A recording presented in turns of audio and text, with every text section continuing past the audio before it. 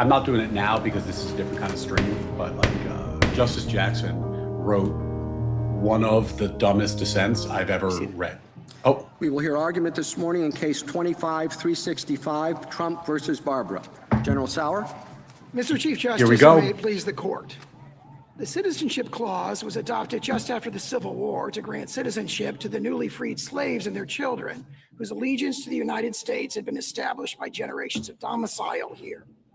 It did not grant citizenship to the children of temporary visitors or illegal aliens who have no such allegiance. This conclusion reflects the original public meaning of the clause. When Congress used the term "not subject to any foreign power" in the Civil Rights Act of 1866, it rejected the British conception of allegiance. Senator Trumbull explained that subject to the jurisdiction thereof in the clause means not owing allegiance to anybody else. And in 1884, this court recognized that subject to the jurisdiction means owing direct and immediate allegiance. The clause thus does not extend citizenship to the children of temporary visa holders or illegal aliens. Unlike the newly freed slaves, those visitors lack direct and immediate allegiance to the United States. Pausing just a second. If you compare what he's saying to what I was saying when I was talking about PSCO, he's making this pitch at a more sophisticated level because he's talking to the justices, not to like lay people. So he's doing less background explanation. But I love the way he's tying it into the original purpose, where he's tying it into not just his argument, but the logic of the freed slaves and the idea that the freed slaves, of course, owed complete allegiance to the United States. There's nowhere else that they would be. This is where their home was. And of course, they owed political allegiance to the country that just freed them from bondage. So I love that he's tying it into the history from the get-go, presenting it as the originalist conclusion. Now, he's not trying to sway the three liberal justices because they're not swayable. You can't convince them. There's 6 votes that are up for grabs. He needs 5 of them. So he needs to make a strong originalist pitch to the originalist justices. Aliens, lawful domicile is the status that creates the requisite allegiance, and the text of the clause presupposes domicile. For decades following the clause's adoption, commentators recognized that the children of temporary visitors are not citizens, and illegal aliens lack the legal capacity to establish domicile here. Unrestricted birthright citizenship contradicts the practice of the overwhelming majority of modern nations. It demeans the priceless and profound gift of American citizenship. It operates as a powerful pull factor for illegal immigration and rewards illegal aliens who not only violate the immigration laws, but also jump in front of those who follow the rules. It has spawned a sprawling industry of birth tourism as uncounted thousands of foreigners from potentially hostile nations have flocked to give birth in the United States in recent decades, creating a whole generation of American citizens abroad with no meaningful ties to the United States. I welcome the court's questions. General Sauer, before we get into the broader national issues, would you start? Wait, hold on. Is this true? I just paused. Can you still hear the argument? Right? No, right? You can't hear the argument when I pause, right? That would be crazy if you could. I mean, the argument's continuing, but when I hit play, I'm not catching up. I'm just putting a delay in. Okay. With Dred Scott. Dred Scott was a case about state citizenship. It was a diversity case. And of course, we know what Chief Justice Taney did with that. How does the Citizenship Clause respond specifically to Dred Scott and answers or changes or corrects its answer as to citizenship? The other point is the Citizenship Clause refers not just to national citizenship, but also to state citizenship. Are we to have 2 different definitions for those? It's one word, citizens of the United States and citizens of the state wherein they reside. So as you begin, I'd like you to go back at the beginning and be more specific about the answer. And I want you to explain whether or not those 2 definitions are the same or related. and what state citizenship is based on. Thank you, Justice Thomas. I'll maybe start by addressing Dred Scott. As you alluded to the fact, Dred Scott, imposed one of the worst injustices in the history of this court, and it led to the. Dred Scott was the decision that basically Dred Scott was trying to say like whether or not a Black former slave could be free, could be a citizen, and the Supreme Court said no. Now you can get into the history of why they said no. Some people think it's just because they were just being racist, which is a good explanation. Some people think it's because Justice Taney, the one who decided it, thought that if he said that that slaves could become citizens if they escaped bondage or were freed, then that it would precipitate the Civil War. So there's some historical questions about it, but in any event, it was overturned later. It's considered one of the worst decisions in American judicial history, and the 14th Amendment was passed in large part to get rid of it, because after the Civil War, when the slaves were freed, there was a problem where they said like, well, even though we freed the slaves, there's the Supreme Court case that says the slaves can never be citizens and their children can't be citizens. So even if we pass a law, the Supreme Court case might be contrary to it. So that's why they amended the Constitution in the 14th Amendment, was to solve that problem.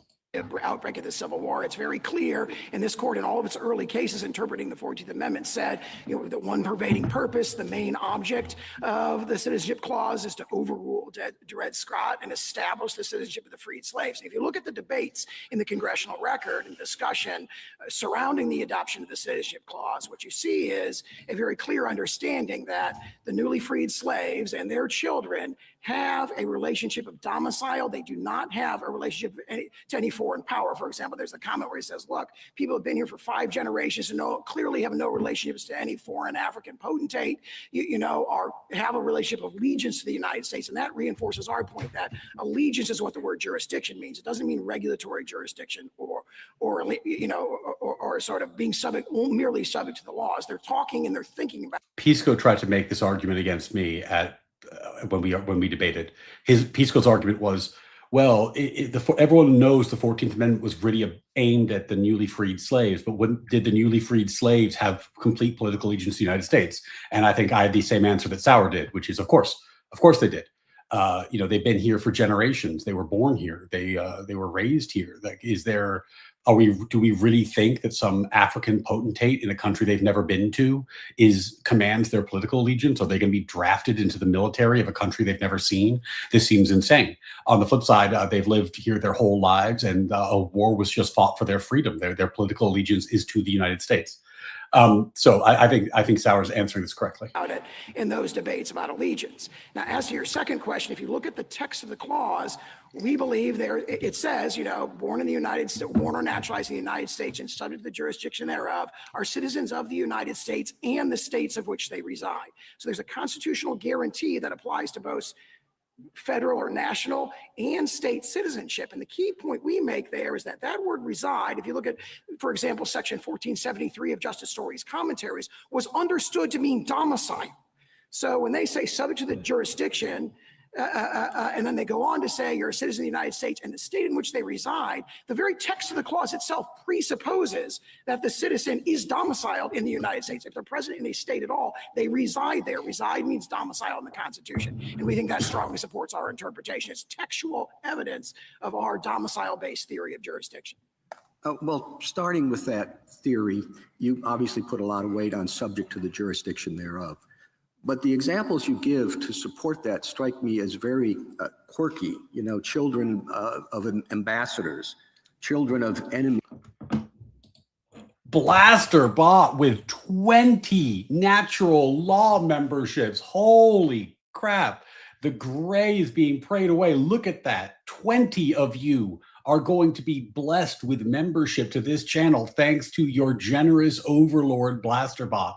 So if your name turns green and you suddenly have access to the world's greatest emotes, if you suddenly are able to participate in all of the content, to be a part of the community to the fullest extent, you know who to thank: your benevolent overlord Blasterbot. Holy shit, my friend. That's a massive dono. Thank you so much. And I hope that the people whose name turned green are appreciative of your generosity. It's really wonderful that you did that. Thank you, my friend. Appreciate you. During a hostile invasion, children on warships, and then you expand it to the whole class of. How dare there be this many grays in chat on this day of all days? Yeah, come on. This is Birthright Citizenship Day. This is Oral Argument Day. This is the big one. So yeah, Blasterbot doing his part. Holy shit. Illegal aliens are here in the country. I'm not quite sure how you can get to that big group from such tiny and sort of idiosyncratic examples. There are those sort of narrow exceptions for ambassador foreign public ships. Tribal Indians is an enormous one that they were very focused on in the debates as well. But what I do is I invite the court to look at the intervening step, which is the enactment of the Civil Rights Act of 1866. And there they didn't say subject to the jurisdiction thereof. There it says not subject to any foreign power. Now, if you go back to Blackstone and Calvin's case, they say. Now, critically, the Civil Rights Act of 1866 was drafted in the spring of 1866 by the 39th Congress. The 14th Amendment was drafted in the summer of 1866 by the 39th Congress, and then ratified in 1868. So what John Sauer is pointing at is he's saying, wouldn't it be sensible to look at both these documents that cover the same basic ground, birthright citizenship, drafted by the same people, and figure out what they meant? And in the 1860s, in the Civil Rights Act, they said not subject to any foreign power. And then that language became not subject to the jurisdiction thereof. And he's saying that's consistent. If subject to the jurisdiction thereof means complete jurisdiction, if you are subject to a foreign power, you are not subject to the complete jurisdiction of the United States because you lack political allegiance. Sula with the 5. Remember 10 years ago when John Eastman added a comma to rewrite a quote from the Congressional debates in National Review? Total scumbag. John Eastman has gotten in a lot of hot water. I think he's still fighting it, but I think he's been disbarred for his role, at least in California, for his role in the false electors scandal. So, I mean, Jonathan Eastman has had, now maybe he'll be vindicated, but certainly there's been some, let's say he's had some legal ethical concerns. It does not matter if you are subject to any foreign power. If you are born in the king's domains, you have this indefeasible duty of allegiance to the king at any time. So there's a clear repudiation in the Civil Rights Act. The Civil Rights Act is this breakwater, which makes it very, very clear that they are not thinking about allegiance in the terms of like the British common law. They've adopted the Republican conception of allegiance. So it's from not subject to any foreign power, and then the debates just a couple months later make it very clear that they're recodifying the same conception. They were dissatisfied with the potential ambiguity in the phrase Indians not taxed, and they adopted subject to the jurisdiction thereof. And one of the strongest statements of this is Senator Trumbull's statement that I quoted at the beginning, where he says, he's asked, what does that mean, subject to the jurisdiction thereof? And he says, it means not owing allegiance to anybody else. That is what it means. And this court picked up. Alice, you're confused because you're thinking about having allegiance versus owing allegiance. The question isn't, do you subjectively have allegiance in your heart or understand even what allegiance is? The question is, do you owe allegiance? You owe allegiance. The children owe allegiance to America, whether or not they understand the term. On that in Elk against Wilkins, when it says it uses, completely subject to the political jurisdiction, not mere regulatory jurisdiction. What do you do with Wong Kim Ark's quote of Daniel Webster, who said, independently of a residence, with intention to continue such residence, independently of any domiciliation, independently of the taking of any oath of allegiance or renouncing any former allegiance, it is well known that by the public law, a non-citizen, while he is here in the United States, owes obedience to this country's laws. Now, the examples that Wong Ark Kim used as exceptions are situations in which there was not temporary allegiance to the United States. The children of foreign diplomats whose only allegiance was to their foreign country, and or occupied territory residents, including those citizens in Maine who had been occupied by the British forces. The US had no control over them. And the whole theory of the Indian tribes was similar. The Indian tribes were analogized to foreign diplomats. So what do we do with that? I'd say two things. Her theory, I think these examples support his theory. All of those people all those examples she gave lack complete political allegiance. They lack complete jurisdiction. However, of course, they are subject to territorial jurisdiction to some extent or another, less for diplomats because of certain agreements we have.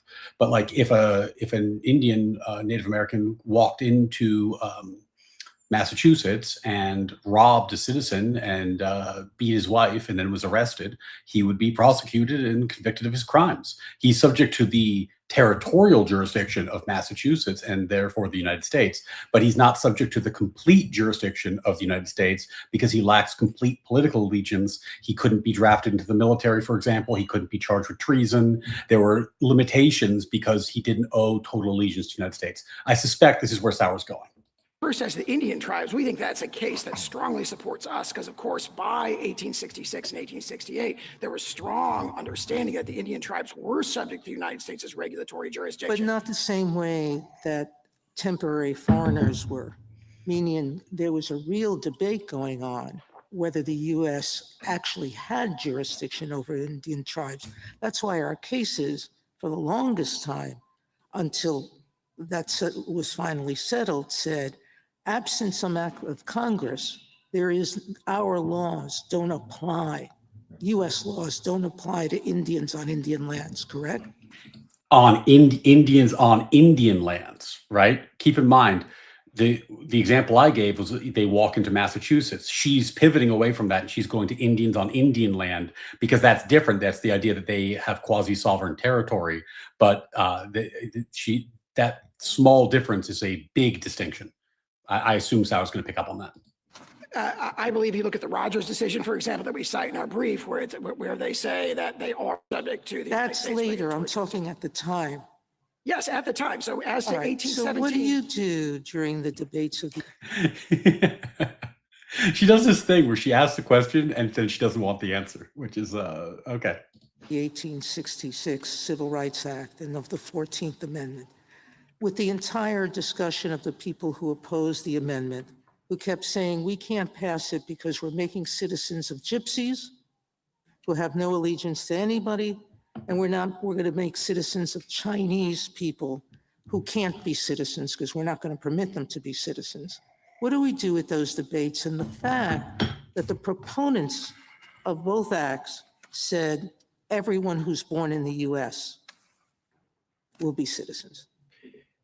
First, as to that particular exchange, page 2890 of the Congressional record from 1866, Senator Cowan gives this virulently racist statement where he says that. And what does he say right at the beginning of that sort of offensive speech? He says, we can't have children of gypsies, children of Chinese immigrants. We can't have them become citizens. And he says, quote, have they any more rights than a sojourner in the United States? So he's trying to persuade the Republicans to his view by appealing to a common understanding that sojourners do not have children who become citizens. So there's powerful evidence there that everybody understood this to, not sweep in the temporary sojourner. And that's why you see for 40, 50 years, you see every commentator who addresses the specific question of temporary presence saying it's not covered by the clause, including for decades after Wong Kim Ark. General, can I take you back to the Chief Justice's question about the specific exceptions to birthright citizenship that everybody seems to agree were recognized under the common law? And it brings up an important principle about how we interpret the law. When particular problems pop up, lawmakers may enact a general rule. When they do that, is the application of that general rule limited only to $5 from Black Belt Panda? I feel like allegiance sidesteps bad faith interpretation of subject to the jurisdiction, but lefties still won't accept it. Yeah, I mean, this is the thing. There's been a consensus since around FDR's presidency, so let's call it like about 100 years, that we have universal birthright citizenship, which would mean that subject to the jurisdiction thereof means territorial jurisdiction. If you're subject to the laws at all, then you're subject to birthright citizenship. And that's been the dominant understanding. But if you look at the historical record from the time, that's not how they understood it when they wrote it. When they were drafting this, at minimum, they didn't think that it extended to people who were here temporarily. Legality is a different argument, but like minimum, you have to, there just was not any understanding that birthright citizenship applied to temporary sojourners, people who are temporarily. It's not at all a bad faith interpretation. Like this is I'm with you. Like when I started looking at this, I was 80-90% sure Trump was going to lose. I thought it was a joke. I thought it was like there was no chance. But when you look at the historical record, there's overwhelming evidence for this point. It's not at all bad faith. It's absolutely a live issue.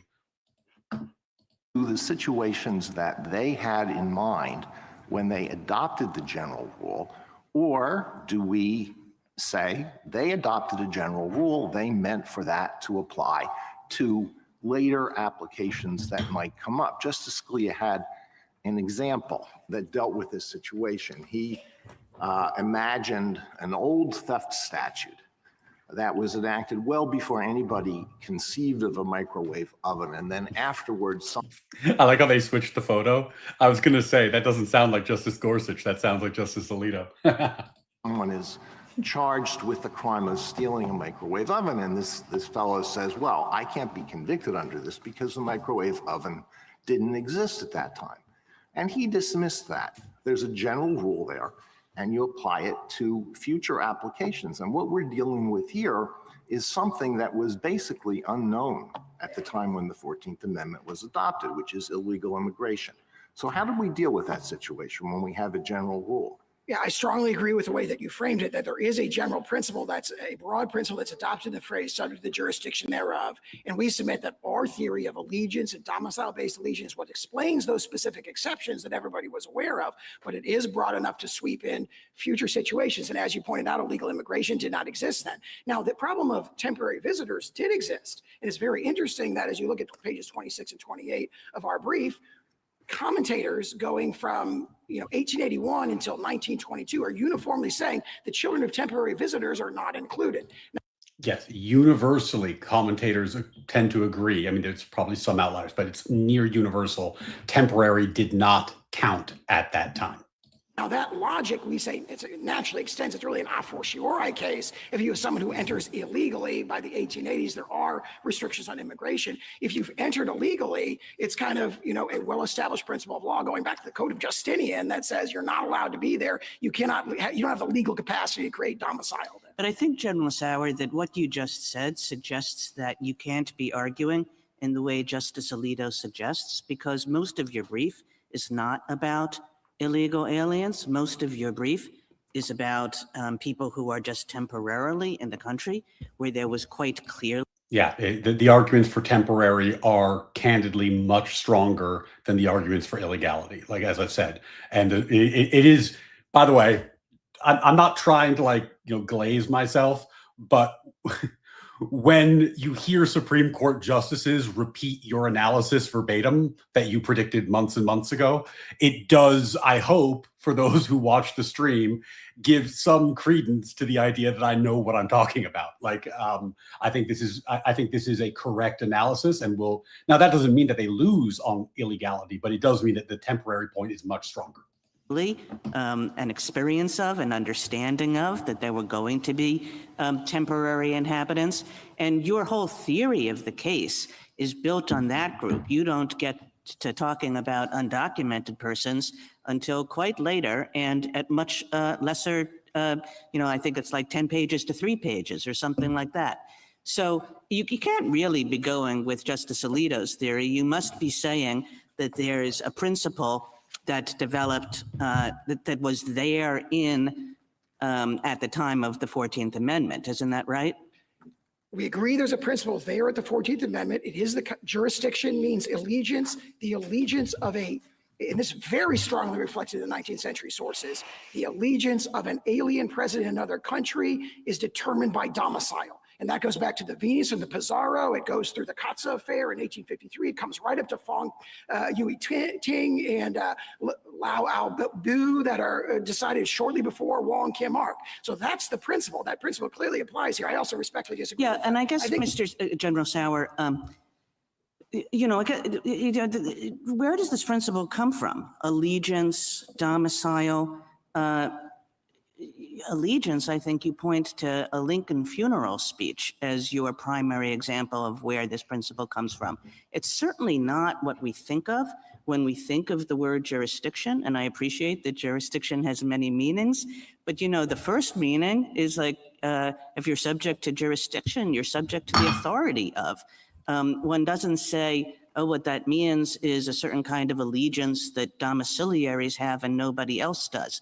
So the text of the clause, I think, does not support you. I think you're sort of looking for some more technical, esoteric meaning.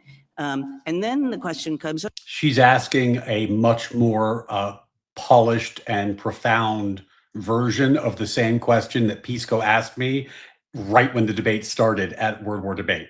What do you mean by jurisdiction? Doesn't jurisdiction mean territorial jurisdiction subject to the laws of the country? She did a much better version because she anticipated that jurisdiction has many meanings, and she built it into the question, which was something Pisco didn't do. But also, she's a Supreme Court justice, so of course she asked a better version. James, 5 more memberships. Look at this. Holy God, there is an unbelievable outpouring of support today. More memberships flowing into the chat, more names turning green, more emotes to the people, and another overlord to whom you owe your thanks. James, well done. Appreciate you and appreciate the support. Thanks, buddy. Okay, if the text doesn't support you, if there's a real history of people using it that way, but as far as I can tell, at the time of the 14th, you're using some pretty obscure sources to get to this concept. Well, I take it straight from the framers' mouths. So, for example, Senator Trumbull was asked, what does jurisdiction mean? He means subject to the jurisdiction. He said, what does that mean? He says it means not owing allegiance to anybody else. He is the principal framer of the Civil Rights Act of 1866. Representative Bigham, who's the framer of the 14th Amendment, is asked, what does it mean in the Congressional record at page 1291? He says, within the jurisdiction of the United States of parents not owing allegiance to any foreign sovereignty. And we've cited many, many examples where the congressional debates reflect that. Then you referred to the oration of George Bancroft. That's one of probably 16 sources, but there's at least 13, counting that one in the 12 treatises we cited, pages 26 to 28 of our brief. There is over a dozen sources that specifically address temporary sojourners.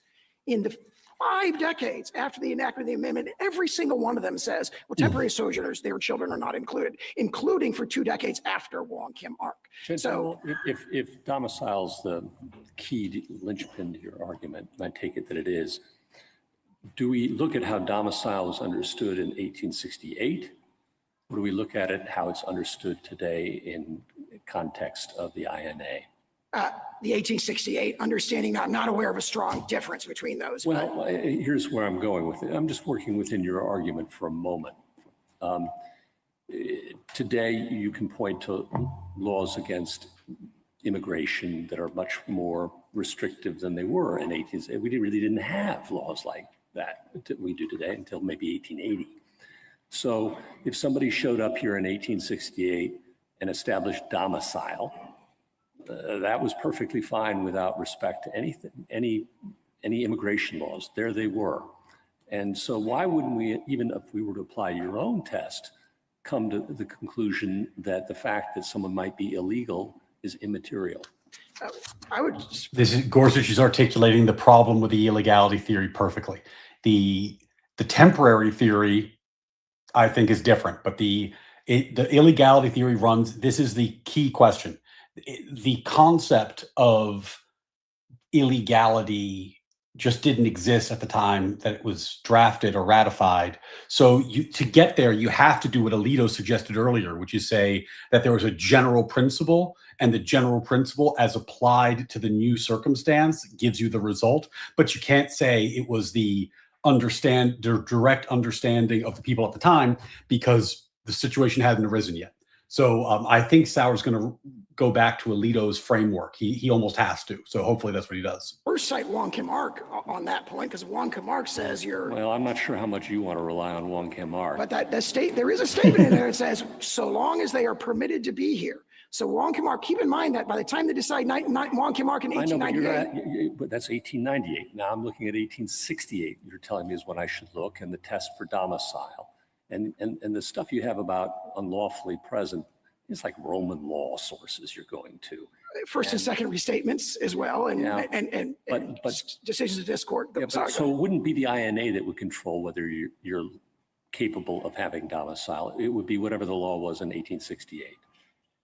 I think that this is addressed by my exchange with Justice Alito from earlier, which is that this concept, jurisdiction, baking in allegiance and domicile is Congress applied could to. continually restrict who may lawfully be present more and more, and you'd say that would be incorporated into it, even though you're telling us to apply the original meaning of 1868. The original meaning of domicile.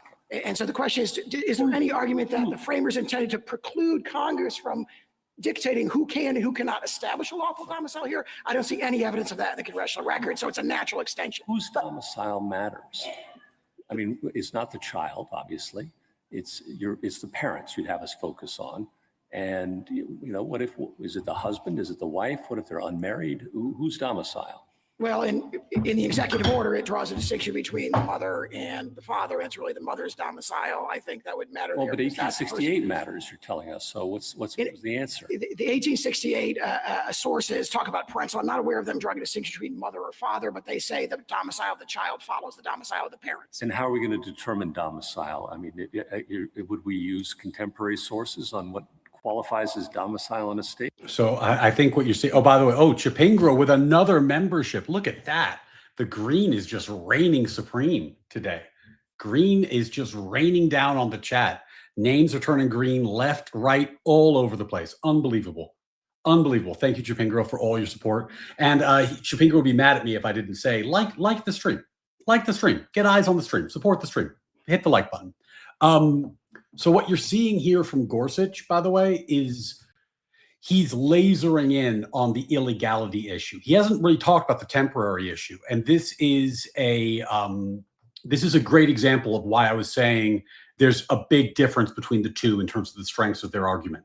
The temporary point, I think, is much more profoundly strong, but Gorsuch is honing in on the illegal point. And as a result, you can see that he's asking some uncomfortable questions because the illegal point is hard to land. And this is something that came up in the debate with Pisco. If illegal is is operative in the constitutional text, doesn't that mean that Congress can always change the definition of legal versus illegal and therefore change the definition of the meaning of the 14th Amendment just by passing regular laws? Now, I parried that in the context of Pisco, but I talked about the times that they did in fact do that. But this is Justice Gorsuch, not Pisco. This is a much more challenging question, and we're going to see how Sauer responds. Or do we look in 1868? And do we have to do this for every single person? And again, I don't see a strong distinction between those because, of course, domicile is a high-level concept, has been pretty consistent over centuries, which is lawful presence with the intent to remain permanently. That domicile, when you've come to a new nation, you say, I'm here to stay, you become part of their political community, and you become akin to a citizen. And that's reflected very strongly in the case I cited before. And just to circle back to Justice Kagan's point, it's striking that in none of the debates do we have parents discussed. We have the child's citizenship and the focus of clauses on the child, not on the parents. And you don't see domicile mentioned in the debates. The absence is striking. I think the 19th century sources would say a newborn child lacks the capacity to form a domicile, so they're imputed the domicile of their parents. So I don't think they would have seen a distinction between children and parents. And I point out that their position, like ours, is forced to look at the domicile of the parents because we look at the exceptions that they accept, like I'm talking about tribal Indians and so forth. I'm talking about in the debates over the 14th Amendment and the Civil Rights Act. It's striking that these concepts aren't discussed in them. I think domicile is discussed. I mean, it's brought up in many. Allegiance, jurisdiction, complete jurisdiction. Well, I mean, here's just a few examples. Page 1679 of the Congressional Record, President Johnson vetoes the first version of the Civil Rights Act, and he says, I can't sign this because it would extend citizenship to the children of, quote, all domiciled aliens and foreigners, even if not naturalized. And you have all the other sources we cited that say, and this is a deeply rooted 19th century understanding. It's reflected in the Venus, it's reflected in the Pizarro in 1814 and 1817. It carries through the 19th century, and this court is talking about it in 1892 and 1893 when it's discussing the Chinese Exclusion Acts. Domicile is the key concept that creates allegiance. That's General, General, you said in your reply brief that the children of slaves who were brought here unlawfully, in defiance of laws forbidding the slave trade, would in fact be citizens. And we can imagine that their parents were not only brought here in violation of United States law, but were here. This is the absolute hardest question, in my opinion. It's slaves who were brought to the country after it was illegal to import slaves. What about them? Because they were here illegal, like their importation was illegal. I think this is the absolute hardest factual question that you could ask Sauer. This is the hardest one. This was the hardest one for me to answer during the debate with Pisco. It's the one that I've seen law professors have the hardest time with. This is the hardest question by far. Against their will, and so maybe felt allegiance to the countries where they were from. And you say that the purpose of the 14th Amendment was to put all slaves on equal footing, newly freed slaves on equal footing, and so they would be citizens. But that's not textual. So how do you get there? You say it in just a few sentences. So can you elaborate? Sure. If you look at I think if you look at the 19th century sources, what you see is that even though their entry may have been unlawful, 19th century antebellum law never treated their presence as unlawful. In fact, quite the opposite. One of the amici, in fact, points to like a Mississippi statute, which probably is replicated throughout the South before the Civil War, that says slaves in Mississippi have an indefeasible domicile in Mississippi. In other words, even if they run away, if they get away, Mississippi says, nope, you still live here. Right. And so it would be astonishing, in other words, for the opponents of the 14th Amendment to say, oh, these people were not domiciled and therefore it goes the other way, because actually U.S. law, even if they were brought in illegally and unlawfully. Scoot, great question. Why not say, yeah, those slaves weren't citizens, but it's irrelevant since they're all dead? It's not possible to make that argument because the one thing that everyone agrees the 14th Amendment was doing was that it was giving birthright citizenship to freed slaves. Everybody agrees that's what it's doing. So if you ever take a position that says that that was not what it was doing, then you're going directly contrary to the original public meaning of the 14th. So like that line of argument is just not open to Sauer. If he made it, he'd get shot down instantly. Loodle Miss. Look at that. Joining as a member. Thank you, buddy. Big supporter of the stream. Big supporter of the open chats and the call-in show. Thank you so much, buddy. Appreciate your support. Enjoy the emotes, my friend. Through an illegal slave trade, once they were there. Well, their intent is to return as soon as they can, let's say. So they're here, they're resident, and maybe under your theory, which says, well, lawfulness for a different purpose. But they're here, they're resident. Let's take your assumption that they're not here unlawfully. But let's say they don't have an intent to stay. They want to escape and go back the second they can. Are they domiciled? Under the 19th century law, I think this is the flip side of the hypothetical that we talked about earlier. Under 19th century law, okay, it's time for me to start making predictions. Maybe I'll put it on the banner so that I can, prediction. Trump wins on temporary, but loses on illegality. So my current prediction is that Trump wins on temporary and loses on illegality. And here is why I'm making that prediction. I'll update it as we go, but this is what the prediction is based off of. Both Gorsuch and Barrett seem very skeptical of the illegal point. They have not brought up the temporary point. And everyone's conceded so far that he has tons of evidence on the temporary point, and even Kagan pointed out the amount of evidence he had on the temporary point. So I have not heard any justice articulate skepticism towards the argument that the 14th Amendment did not grant birthright citizenship to people who were here temporarily, other than, I would assume, the 3 liberal justices, because I think they're going to vote that no matter what. But both Gorsuch and Barrett have been skeptical of the legal versus illegal distinction. So currently, my prediction is that he wins on temporary and Trump loses on the illegality. They're treated as domiciled in the United States, so it'd be astonishing. And the debates in the congressional floor talk about not this specific case, but to say, look, slaves who have been forced to come here. Oh, why wouldn't any temporary person just claim to be illegal in the moment? Because it wouldn't help them. Being illegal doesn't give you birthright citizenship, right? It just doesn't. Basically, if they claim to be illegal, it wouldn't change anything. If you're here temporarily, you don't get it. And if you're here legally temporarily or illegally temporarily, you don't get it. If you're here temporarily, you don't get it. Like if you're here on a visa and you're here legally and you're here temporarily, you don't get it. So it wouldn't matter if they claim to be illegal. Here and have been here are lawfully domiciled here. I mean, they don't use the ways domiciled like they have. They use allegiance. They say, I don't think that's, I think that's not the right way to look at it, right? Because let's say that you cross the border illegally and you've only been here for like 2 years. You're also here temporarily, so you don't get it. The only time this will really matter is if you cross the border illegally, but you've been here for like 20 years, right? And you've been leading it like, then that might be a difference. But I think that in 99% of cases, illegal and temporary are overlapping Venn diagrams. Most of the time, someone who is here illegal is also here temporarily. There's a few exceptions, but most of the time it's the same thing. they don't have allegiance to, once they've been forced to come here, they don't have allegiance to any foreign or African potentate, and therefore they're. But General, that goes How would to that apply to the children of illegally trafficked people today?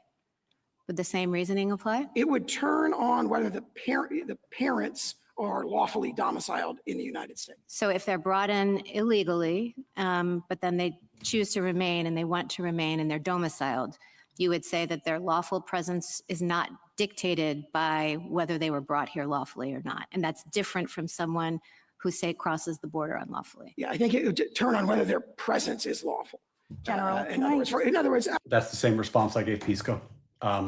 There's a difference between crossing the border illegally and being brought here illegally. Their presence is not unlawful. They didn't violate the law. obviously, there may be many other important things that could be done to assist people like that. The question is, if they give birth to someone in the United States, that person naturally a citizen, that would turn, based on the original public meaning of the clause, on the lawfulness of their presence. Are they domiciled? General, can I ask you a question? To follow up on what Justice Gorsuch was exploring with you with respect to domicile, did I understand you to say that domicile is going to be eventually or is controlled by Congress? Who is domiciled? I'm struggling to figure out who is domiciled in your argument. The domiciliaries are people who are lawfully present and have an intent to remain permanently. So that's a kind of black letter, understanding of domicile. Now, Congress can dictate that certain classes of people, legal entrants and so forth, cannot lawfully, lack the legal capacity to form a legally binding domicile. But if that's so, then doesn't it make the domicile for the purpose of the 14th Amendment turn then ultimately on Congress's will in a way that the framers did not intend? I mean, my understanding was the framers put this citizenship clause into the Constitution to prevent future Congresses from being able to affect citizenship in this way. Sure. Very briefly, no, I don't think so, because it is up to the alien whether or not they want to be domiciled here. Now, there may be But I thought you just said Congress can make determinations as to who counts as being domiciled here. Owlishness with 5. Thank you, Owlishness. Appreciate that. If a child is assigned the citizenship of their parents' country, which they overwhelmingly are, how logistically can we assume that country will assume them as a citizen? I'm not sure I understand what you're asking, but I think you're asking the question of statelessness. If somebody's born here, but they don't get citizenship here, is there some probability that they don't have citizenship anywhere because their country wouldn't give them citizenship either? And I think it is logically possible. The analysis that I've seen in terms of like various countries' laws indicates that that's not a real problem. And the reason it's not a real problem is that almost every country in the world does not have birthright citizenship. Basically, like outside of a very few examples, us being the big one, most countries do citizenship by the lineage of the parents. So if your parents are a citizen, then you are a citizen. So even if we didn't give them citizenship, they would be, in the overwhelming majority of cases, they would have citizenship in the country that the parents are from, because in most, like, I don't know the exact figure, but the overall majority, I think it's like 85, 90% of countries in the world do not do birthright citizenship the way that we do or have done. Most of them do citizenship by looking at the parents expressly. So if that's true, then it ultimately would impact, in your theory, whether or not this person can claim that they have citizenship for 14th Amendment purposes based on Congress's determination. And I just thought that's what the 14th Amendment was trying to get away from. If I may. Yes, please.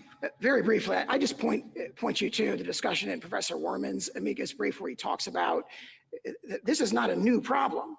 Going back even to the British common law, there's a situation of people who lack a safe conduct and are passing through the king's domains without permission. And he says the best reading of the common law is they are not under the protection of the... That's not, Alish, that's not true.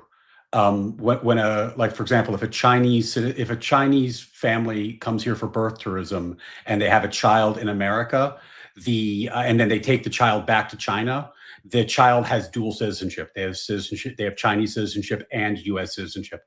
Most countries don't say that you only get one citizenship. Most countries say you have two, particularly if one of them is U.S. citizenship, because most countries think it's beneficial to have their citizens have dual citizenship here. So no, that's just not how that works. King, and they're not covered by the rule of birthright citizenship. Thank you, counsel. You mentioned in your briefing and also this morning the problem of birth tourism. Do you have any information about how common that is or how significant a problem it is? It's a great question. No one knows for sure. There's a March 9th letter from a number of members of Congress to DHS saying, do we have any information about this? The media reports indicate estimates could be over 1 million or 1.5 million from the People's Republic of China alone. The Congressional report that we cite in our brief talks about 1.5 million Chinese dual citizens of the United States from birth tourism. 1.5 million. Certain hotspots like Russian elites coming to Miami through these birth tourism companies. And I mean, here's a fact about it that I think is striking. Media reported as early as 2015 that based on Chinese media reports, there are 500 birth tourism companies in the People's Republic of China whose business is to bring people here to give birth and return to that nation. Analysis before us. I think it's, I'd quote what Justice Scalia said in his Hamdan dissent, where their interpretation has these implications that could not possibly have been approved by the 19th century framers of this amendment. I think that shows that they've made a mess. Their interpretation has made a mess of the provision. Well, it certainly wasn't a problem in the 19th century. No, but of course, we're in a new world now, as Justice Alito pointed out to, where 8 billion people are one plane ride away from having a child who's a U.S. citizen. Well, it's a new world. It's the same Constitution. It is, and as Justice Scalia said, I think in the case that Justice Alito was referring to, you've got a constitutional provision that addresses certain evils, and it should be extended to reasonably comparable evils. He said that about statutory interpretation. I think the same principle applies here, and I think we quote that in our brief. Thank you. Justice Thomas, anything further? Generally, you're getting a lot of questions about immigration, and they harken back, of course, to the citizenship, which is defined in or set out in the 14th Amendment. How much of the debates around the 14th Amendment had anything to do with immigration? I think that the principal focus of those debates, it has to do really not with immigrants, but with the Indian tribes. I mean, obviously the main goal, the one pervading purpose, as this court said in the slaughterhouse cases, was to establish the citizenship of the freed slaves and their children. But they were very concerned about the problem of something that they all accepted as a given, which is that the children of tribal Indians are not within the rule of birthright citizenship. So I think that's what they focus on. We draw an analogy to that, to the issue of temporary sojourners. And then, but there are mentions of temporary sojourning multiple places in the congressional debates, and all of those quotes go in our direction. And there was, Justice Sotomayor brought up Wong Kim Ark. There was no question in that case that about domicile, was there? I disagree. The court says at the very beginning of its opinion, here are the accepted facts. These are lawfully domiciled here. When it states the question presented, it talks about domicile. When it recites the legal principle at page 693, it says domicile 3 times. And at page 705, at the end of the opinion, it says, here's the single question we've decided. We've decided that Chinese immigrants with a permanent domicile and residence here fall within the rule of birthright citizenship. Justice Alito?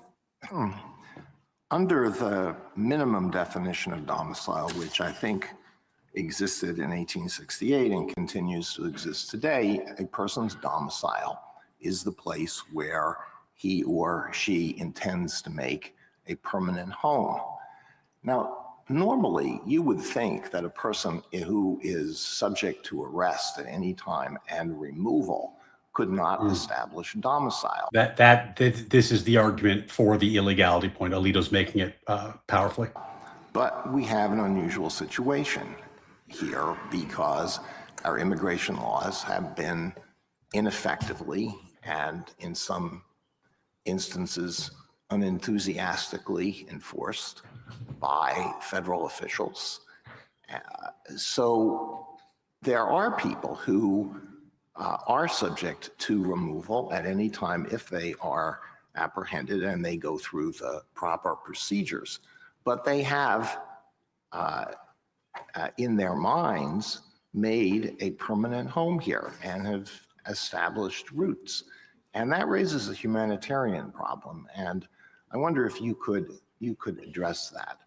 If I may, one legal and one humanitarian. The legal point is, if you look at those cases, for example, Carson against Reed, Park against Barr, this court's decisions in Elkins and Toll against Marino, they talk about the legal capacity to create a domicile, excluding someone who may have the subjective intent, which otherwise would be determinative, as being excluded. On the humanitarian point, I would point out, as I said at the beginning, Justice Alito, that the United States rule of nearly unrestricted birthright citizenship is an outlier among modern nations. It's a very small minority of nations that have that rule. For example, every nation in Europe has a different rule, and the notion that they have a huge humanitarian crisis as a result of not having unrestricted birthright citizenship, I don't think is a strong argument. And I point out, obviously, for reliance-related reasons, this executive order applies only prospectively, and we ask the court to rule only prospectively. It's the humanitarian point. I don't think it really matters because it's a policy point, not a legal point, but you can't really, the humanitarian argument doesn't really make any sense. Almost every country in the world and all of Europe doesn't have universal birthright citizenship. In fact, they don't have birthright citizenship at all. So to say that like America would be doing some kind of humanitarian injustice by doing the same thing that all of Europe does, that seems crazy. Jefferson C. Post, Cuba says naturalized U.S. Cubans are still theirs. I bet they do. Yeah, I bet they do. I bet Cuba doesn't recognize anything that we do. That's been that relationship's been so fraught for so long. That doesn't surprise me at all. Doesn't surprise me at all. Justice Sotomayor? I agree with you what the European nation's rule is, but England was always different, wasn't it?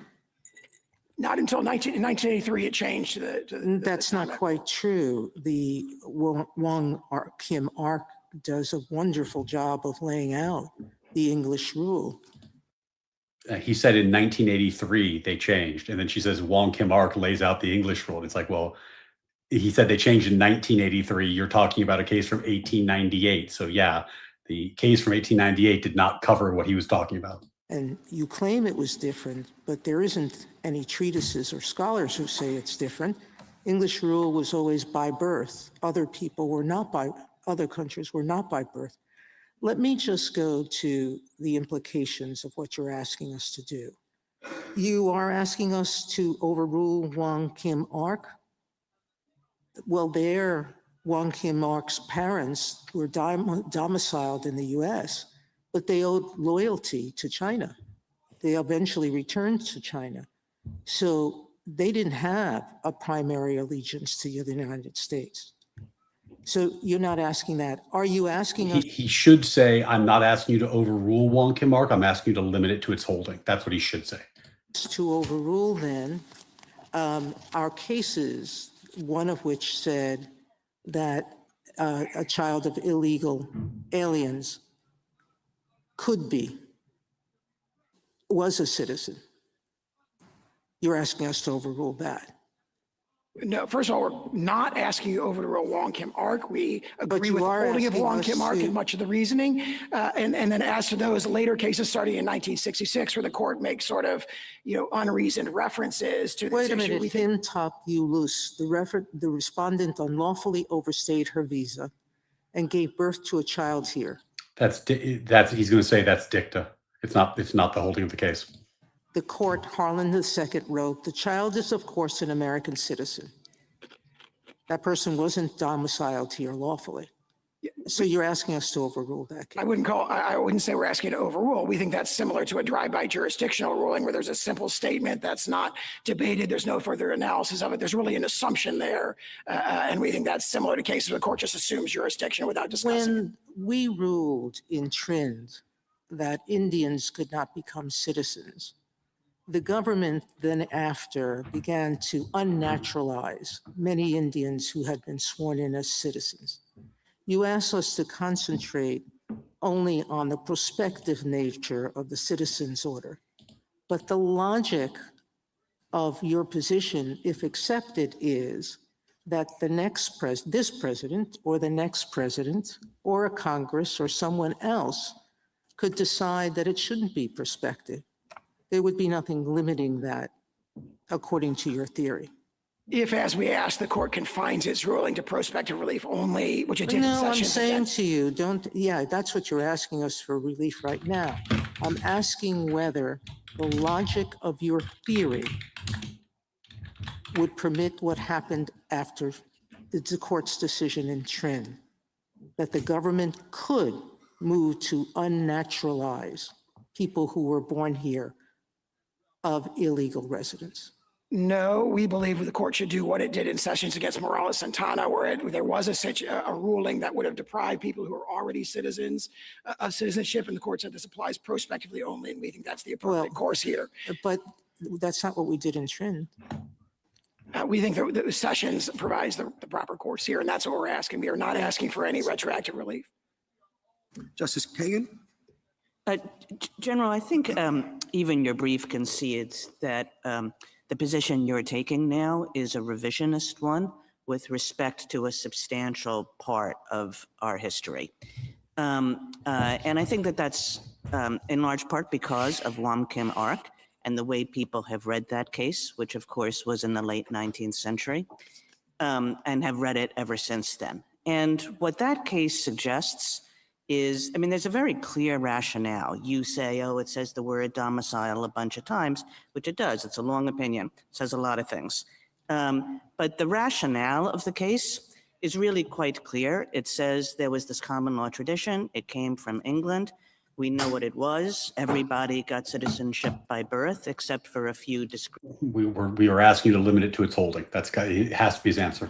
categories, which were the ones that the Chief Justice mentioned at the beginning.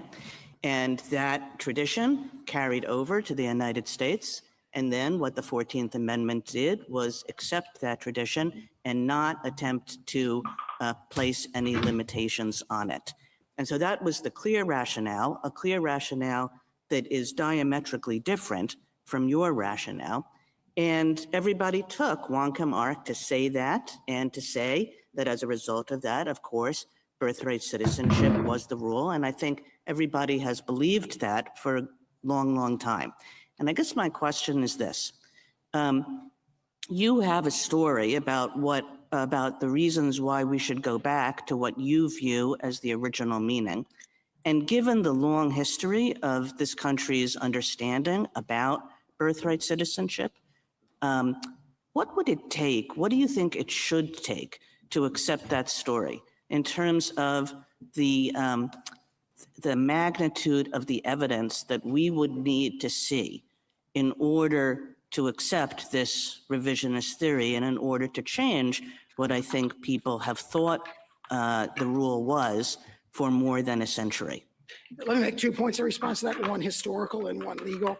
Historical point, I disagree with the way you've characterized the understanding of Wong Kim Ark, and I would point to something that's emphasized in their amici's briefs, which is in 1921, Richard Flournoy, who becomes a senior State Department official in the Roosevelt administration and pushes their theory as to temporary sojourners, writes a law review article in 1921 where he says, I think the children of temporary visitors should be citizens. But he admits that is not the understanding of Wong Kim Ark. He admits Wong Kim Ark did not hold that.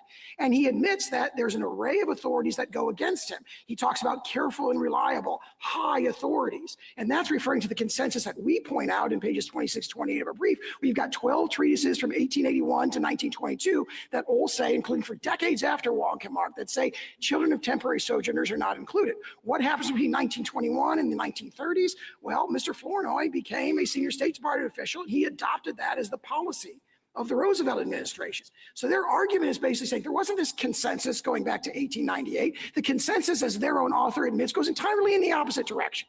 For 50 years, right? For 50 years from the framing of the clause through the 1920s, maybe 60 years, the general understanding when it comes to what's at issue here and was not an issue in Wong Kim Ark is the children of temporary visitors do not become citizens under the clause. And then the legal point, you referred to this sort of concept of temporary local allegiance, and they rely on the Schooner Exchange, this theory that you've got temporary local allegiance. But if you actually look at page 572 of the Congressional Record, right at the beginning, introducing the Civil Rights Act, Senator Trumbull says, I said not subject to any foreign power. I wanted to say born in the United States and owing allegiance to the United States, but I was aware that there's a, quote, a sort of allegiance from persons temporarily resident in the United States whom we have no right to make citizens. So Senator Trumbull says the reason I haven't adopted the language and meaning that they say should be packed into these provisions is that everybody knows that the children of temporary visitors should not be citizens. Thank you, General. Do you see the difference? Do you see the stark difference? When he gets to talk about the temporary issue, temporary sojourners, do you see the overwhelming historic evidence that he can marshal? And then you compare that to when he's talking about the legal versus illegal issue and how it's all kind of like a domicile and logic, and it's not based on history, it's based off of like a logical analysis. The strength of the argument regarding the children of people here temporarily is overwhelmingly different than the strength when he's talking about people who are here illegally, because the history is so different. So I hope that you were sensitive to that. It was a completely different level of strength to his argument. Justice Gorsuch?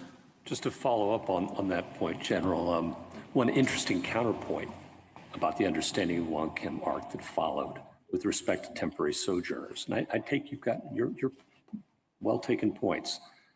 But there was, of course, John Marshall Harlan, the great dissenter who dissented in Wong Kim Ark and later gave a bunch of lectures. And he posed the question about the sojourners. Suppose an English father and mother went down to the hot springs to get rid of the gout. And while there, they have a child, now back in England.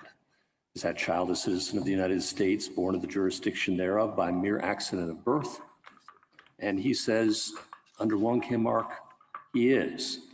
And he continues, I was one of the minority, and of course I was wrong. Now, I'm sure that was tongue in cheek, but now what do you do with that? I'd say two things in response to that. First of all, he gave a speech, but we have 12 uncontradicted treatises that say the opposite, that is not what Wong Kim Ark means, and that's not the meaning of the clause. But also, I make a more fundamental point. When you're looking at Wong Kim Ark, one of the dissent has this dominant theme that like you can't be doing this because you can't make and we all agree, or it's obvious that the children of temporary visitors do not become citizens. And how does the majority opinion address that? It says domicile 3 times when it recites the legal rule. It says permanent residence and domicile when it decides the holding. So the court should be bound by what it says. This is what we're deciding. And again, on page 75, it says this is the single question. Now, there's been a lot of discussion up to that point, but at the very end, they said the single question we've decided is the citizenship status of the children of Chinese immigrants with a permanent residence and domicile in the United States. Do you think Native? That was Sauer's best moment so far. That was his best moment. So he said, he was trying to tie it in. So the argument he made there, which is I think a clever one. He said, we have all this evidence that people who are here temporarily don't get birthright citizenship. But what does temporary mean? Well, if you're not here temporarily, you're here permanently. And what does permanently mean? Permanently means domicile. And you can't have a legal domicile if you're here illegally. So that was him trying to tie together the temporary point to the illegal point. And that was well put. That was a very strong argument. I don't know if it's going to win him the day, but he did that very well. Americans today are birthright citizens under your test and under your friend's test? I think so. I mean, obviously, they've been granted citizenship by statute. Put aside the statute. Do you think they're birthright citizens? No, I think the clear understanding that everybody agrees in the congressional debates is that the children of tribal Indians are not birthright citizens. I understand that's what they said, but your test is the domicile of the parents. And that would be the test you'd have us apply today, right? Complete political allegiance is the test. Domicile is kind of like how you determine it. Yes. So if a tribal Indian, for example, gives up allegiance to... Born today, birthright citizens. I think so on our test. Yeah, if they're lawfully domiciled here. Okay. And then I'm not sure. I have to think that through, but that's my reaction. I'll take the yes. That's all right. And then I just want to ask you quickly about the INA adopted in 1940 and 1952. It uses the same term as the Citizenship Clause, and one might have a pretty good argument. I'm sure you got some arguments along just these lines that it should be understood to mean whatever it meant in 1868. But there was a lot of water over the dam between those two things. And as your brief points out, by the Roosevelt administration, there's a pretty strong jus soli move. That is to say that the thin concept of jurisdiction, power over, is enough, a broader understanding of birthright. Would there be an argument for reading that statute under its original plain meaning at the time, 1940, 1952, to perhaps have a different meaning than the Constitution? We don't think that's the best interpretation. I give two reasons. One is it would be very surprising if a statute that says exactly the constitutional phrase subject to the jurisdiction thereof were interpreted to mean something totally different or to ossify a then current misunderstanding of the clause. We think that the best analogy here is probably state long-arm statutes. Take a sort of non-controversial example. State long-arm statutes routinely say we're going to exercise personal jurisdiction to the extent of due process. It takes the constitutional standard and it puts it in the statute, and nobody thinks that those ossify, are limited to the precedent, this court's precedents at the time they were enacted. Everyone thinks that phrase due process incorporates, the developing law of due process and minimum context and so forth, including from this court. So we think that's the best analogy when you're looking at the constitutional phrase itself and you take it out of a freighted context. The natural interpretation is say this reflects the objective meaning of the Constitution, and the objective meaning of the Constitution is its original public meaning in 1866. Do you see any notable counterpoints to that argument? I'm sure there are arguments on the other side. We address them in their brief. So you're really, at the end of the day, then, this is a straight up constitutional ruling you want from this court, win, lose, or draw? Yeah, we think that the statute and the Constitution means the same thing. If the court disagrees, obviously we'd prefer an adverse ruling if the court's going to do that on a statutory basis than a constitutional basis. But you just disavowed that in your responses to me by saying that that's not an available option. That's the way I understood it. Yes, the court would have to disagree with our statutory position, which is that it means the same thing as the Constitution. But if the court were to do that, then the natural course would probably be to rule on statutory grounds alone. Now, we think they mean the same thing, and we've got arguments for that, including, I think, the analogy I just referenced. Thank you. Justice Kavanaugh? General, how should we think about the text of the 14th Amendment subject to the jurisdiction thereof as distinct from the different language of the Civil Rights Act of 1866, which refers, as you know, to persons not subject to any foreign power? Those texts are, on their face, different, and the history that Justice Kagan referred to might have developed quite a bit differently if the 14th Amendment's text had used the phrase that was in the Civil Rights Act.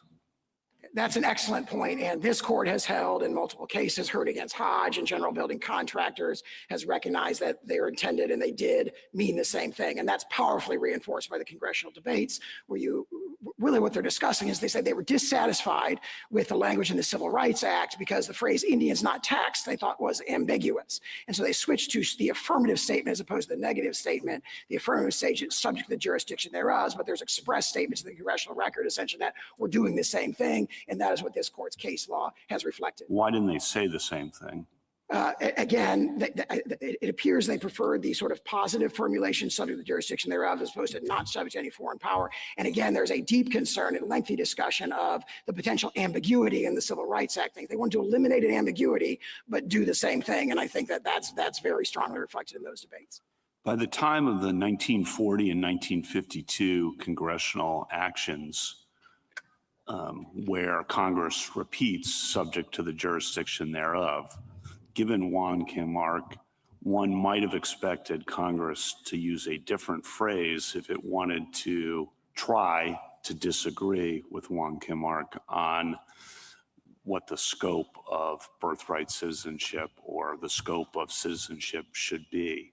And yet Congress repeats that same language knowing what the interpretation had been. So how are we to think about that? I think baked into that question is an understanding, I think that was reflected in Justice Kagan's earlier question, that everybody understood that Wong Kim Ark meant that, and the history I talked about, I think refutes that really there's a consensus that goes our way for decades and decades after the adoption of the amendment and after Wong Kim Ark on the specific question of the children of temporary visitors. And it's really not until, and again, their author in 1921 is saying, hey, the other side is the consensus. I'm sorry. Yeah, sorry, go ahead. But there's executive branch interpretations and others. And if you're in Congress in 1940 and 1952 and you want to limit. So this is the statutory question. This is what Gorsuch was getting at. This is what Kavanaugh's getting at. This is what I was mentioning at the beginning. It's possible the court could rule on this 1940s era statute rather than on the Constitution.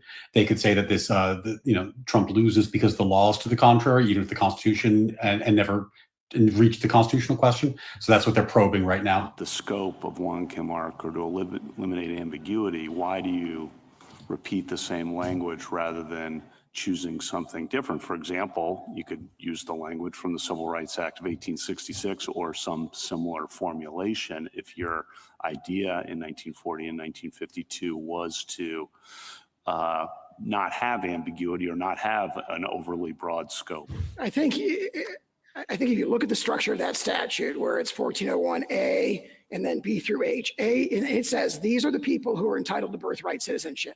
A is the constitutional standard, and then B through H are all the categories that Congress has super added to that. I think the natural inference is that Congress is codifying, which it was consciously doing in 1941, pulling all the naturalization rules and immigration rules together into one.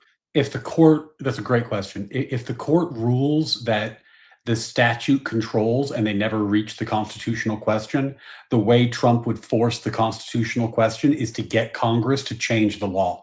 So then you get Congress to change the law to look more like his executive order, and then that goes to the court, and then the constitutional question is forced. Now, I don't think the court's gonna do that, but if the court does do that, that's how they would. That's how you would force the question. One statute said you go to one place, here's who is a birthright citizen. A, those who are guaranteed that right by the citizenship clause, and B through H are the ones that Congress has added through its naturalization power. So that inference to me says A is merely, it's not trying to change or alter the constitutional standard, it's just saying, hey, the baseline is what the Constitution says, and we codify that, and then we move on to the new categories. Of what relevance, if any, do you think Section 5 of the 14th Amendment has here that gives Congress the power to enforce the article, the 14th Amendment, by appropriate legislation? Does that give Congress room here, or do you not think so? I do think that a ruling in our favor would leave room for Congress. I don't think you'd have to rely on Section 5. I think that Congress has its own inherent power to grant citizenship by statute. So if the court were to rule in our favor for the classes of individuals that they say should be covered, Congress has the latitude to do that. How much room do you think Section 5 gives, if any, and it may not be any, Congress to interpret the phrase subject to the jurisdiction thereof or to define that. Is that relevant at all? It's a great question, and I'm thinking about it for the first time. I assume it would be governed by the congruence and proportionality test from this court's case law. How that would apply here, I don't know. And I don't think it's presented because our contention is that the statute means exactly the same thing. If anything is congruent and proportional, it's that. And I think the court held that in the United States against Georgia. You've mentioned several times the practices of other countries, and that's obviously, as a policy matter, supports what you're arguing here, but obviously we try to interpret American law with American precedent based on American history. That's certainly what I try to do, and I think you try to do. And so why should we be thinking about, even though as a policy matter I get the point, thinking about, gee, European countries don't have this, or most other countries, many other countries in the world don't have this, doesn't that? I guess I'm not seeing the relevance as a legal, constitutional, interpretive matter necessarily, although I understand it's a very good point as a policy matter. Yeah, I largely agree with that, and you can view it as being raised preemptively, defensively. I'm going first, but obviously the other side of their amici say, make it a prediction, end of the world type predictions, and our point is, it's a very small minority of countries. Almost every country, and certainly all European countries, have a different rule, and the world hasn't ended there. The other side, last one, the other side relies heavily, of course, on Wong Kim Ark, and you disagree with their interpretation. Oftentimes, when you are dealing with a constitutional precedent like this, you might argue, we disagree with that interpretation, but if you adopt their interpretation or agree with their interpretation of that precedent, you should overrule it.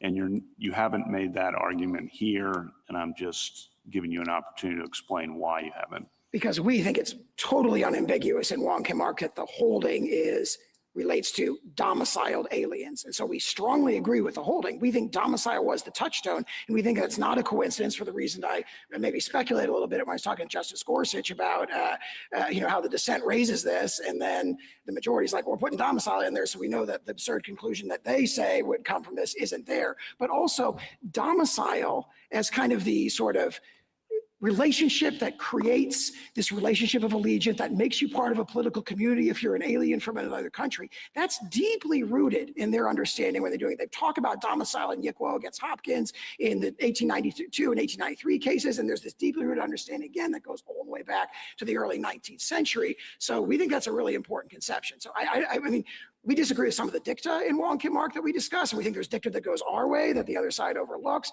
And we're not asking the court to overrule dicta. We just say don't follow erroneous dicta and don't apply it to this brand new situation that was not decided in Wong Kim Ark. Thank you. Justice Barrett? Really, really nice job there talking about Wong Kim Ark. And as I said from the very beginning, I said in the PSCO debate, I said since I started talking about this, it's there's no way the government would ask them to overrule Wong Kim Ark. And if they did, the court just wouldn't. So it's they're not going to put themselves out on a limb for no gain. It's credibility enhancing that he understands that. Well put. So General Sarr, I want to zoom out a little bit and think about jus soli and jus sanguinis. So as I understand it, at the time of the 14th Amendment, those were the two dominant approaches. Jus soli, the English common law, roughly following the soil. Jus sanguinis, roughly citizenship following the parents. Now, jus soli was very generous on the soil, the English common law, and so it extended citizenship to those born there who may not have been born of parent citizens. But jus sanguinis, if parents who are citizens and had a child abroad, then that child's citizenship followed the parents. So one thing that's puzzling me about your argument when I think about the ratification of the 14th Amendment, in many ways it would have made sense for them, and you acknowledge the jus sanguinis in citing Vattel. It would have made sense in some ways for them to say, okay, we're going to follow, if they wanted to accomplish what you're saying they wanted to accomplish. You could say, well, we're going to follow jus sanguinis because we're going to make it all right on parentage. But instead, the 14th Amendment, we're talking about subject to the jurisdiction thereof, but it also says born in the United States. So you have the jus soli kind of point there, but you're saying it narrowed that point by tying it to the citizenship of the parents, at least as to soil. But I take it you're not arguing that United States citizens who have children born abroad would qualify for birthright citizenship. So it's kind of a narrower view of both the traditional jus soli rule and a narrower view of the jus sanguinis rule. So why would they have done that? And if they were going to invent an entirely new kind of citizenship, like an American brand, why wouldn't we have seen more discussion of that in the debates? I think you do. And I would say, I think the right way to conceptualize it, it is a modified jus soli. Because even the British sources don't just say you're born here, you're a citizen. They say you're born here and you have to be under the protection of the sovereign. You have to have a relationship of allegiance. Allegiance is the word in Calvin's case. But they don't focus on the parents. It's the child. And your approach focuses on the parents' allegiance. Yeah, I'm not sure that that's true of the 19th It seems a century little sources, ambiguous, but and I'm going to ask your friend on the other side that question. let me point out then that there are two criteria. One is birth on the soil, and the other is allegiance or allegiance. What we have is birth on the soil remains the same, right? And so they are, and that's why so much of Wong Kim Ark is actually, we agree with, because they are adopting a modified British rule. They are not going the French rule, that Patel talks about, where it's like, who's the citizen? That had to be done by statute, as you pointed out, which it was in 1401. But what they've got is they say birth in the United States and subject to the jurisdiction thereof. That is talked about as allegiance, allegiance, allegiance in the congressional debates, but they were clearly not incorporating the British feudal monarchical conception of allegiance where it's indefeasible. I mean, going back to the early 1700s, our nation had repudiated the notion that citizenship is indefeasible. The expatriation statutes for late 1700s reflect that. And again, you look at the 1868 Congressional report that we cite there, this is the same group of congressmen, Republican congressmen, and they say things like the U.S. Constitution itself is proof that Blackstone's theory of allegiance was not accepted. So they accept birth on U.S. soil, but then they take the concept of allegiance and give it its Republican, Democratic, American understanding. And that's very, very, I think that makes a ton of sense. Yeah, this is the only answer he can give. They weren't adopting jus soli in the British sense or jus sanguine. They were codifying a unique American understanding of jus soli. Okay, let's talk about its applications. So, there are some, I can imagine it being messy in some applications. So what would you do with what the common law called foundlings? The thing about this is then you have to adjudicate if you're looking at parents, and if you're looking at parents' domicile, then you have to adjudicate both residence and intent to stay. What if you don't know who the parents are? I think there are marginal cases. That one, I think, has the benefit of being addressed in 1401F, where it talks about. Yeah. But what about the Constitution? Under the Constitution, it's domicile is a constitutional standard in all kinds of other situations. Well, and it's hard. Diversity jurisdiction, personal jurisdiction, sorry. Well, yeah, and personal jurisdiction, 1332, diversity jurisdiction. And the thing is, it has to be litigated because it turns on intent. And both the virtue of both jus soli and jus sanguinis, whichever one you pick, it's a bright line rule. How would it work? How would you adjudicate these cases? You're not going to know at the time of birth for some people whether they have the intent to stay or not, including U.S. citizens, by the way. I mean, what if you have someone who is living in Norway with their husband and family, but is still a U.S. citizen, comes home and has her child here and goes back? How do we know whether the child is a U.S. citizen because the parent didn't have an intent to stay? I'd say make 2 points, one practical, one legal. The practical point is under the terms of this executive order, you don't have to because the executive order turns on objectively verifiable things, which is immigration status. Are you lawfully present but temporarily present, or do you have an illegal status? So those kind of taking evidence, so to speak, on your subjective intent wouldn't be done. And as to the constitutional point, obviously domicile is baked into a lot of constitutional and legal concepts, and there may be situations where facts are determined. But if you look at the guidance that all the agencies did after this court in Costa said the agency could go forward and issue guidance, the guidance provides, I think, very, very clear, objective, verifiable approaches to doing this. And so as a practical matter, I don't think it's presented by this executive order. Thank you, General. Justice Jackson? Yeah, this came up a lot when we've been talking about it. Like, if the court rules in Trump's favor, there's going to be all sorts of fringe cases that need to be decided, but they don't need to be decided today. They can be decided on the facts as they present themselves over time, which is how courts typically develop these rules. I mean, Sauer is doing very, very well. He's been asked some very hard questions, and I'm without seeing how they press the other side yet. I don't know if I can update my mental model, I still think my predictions hold for now, winning on temporary, losing on illegality. I think that's been borne out in these questioning, but I can't tell, for example, like Gorsuch and Comey, Barrett, they asked very tough questions, but are they doing that because they're probing, or are they doing that because they've decided? I don't know. So we'll see. Good morning, General. So I guess I am looking at your position in this case, and it boils down to requiring us to do at least these two things. One is believe that the framers were not importing the common law rule and understanding of birthright citizenship. And the second is to believe that what they were doing was departing from that common law rule in the way that you suggest. That is, they were seeking to have this turn on domicile. I think you have a number of hurdles to accomplish those two things. One of which I think is that when we look at this court's case law, and no one I think has mentioned Schooner's Exchange, but it appears that that was an 1812 case in which it seems as though the court had already accepted at the time of the ratification of the 14th Amendment that the allegiance that you were talking about was the English common law rule. That, in other words, allegiance meant that you are covered by the laws of the jurisdiction, that you can rely on that jurisdiction's protection. That's what allegiance meant. Now you're saying today, no, allegiance meant something about loyalty or that kind of idea.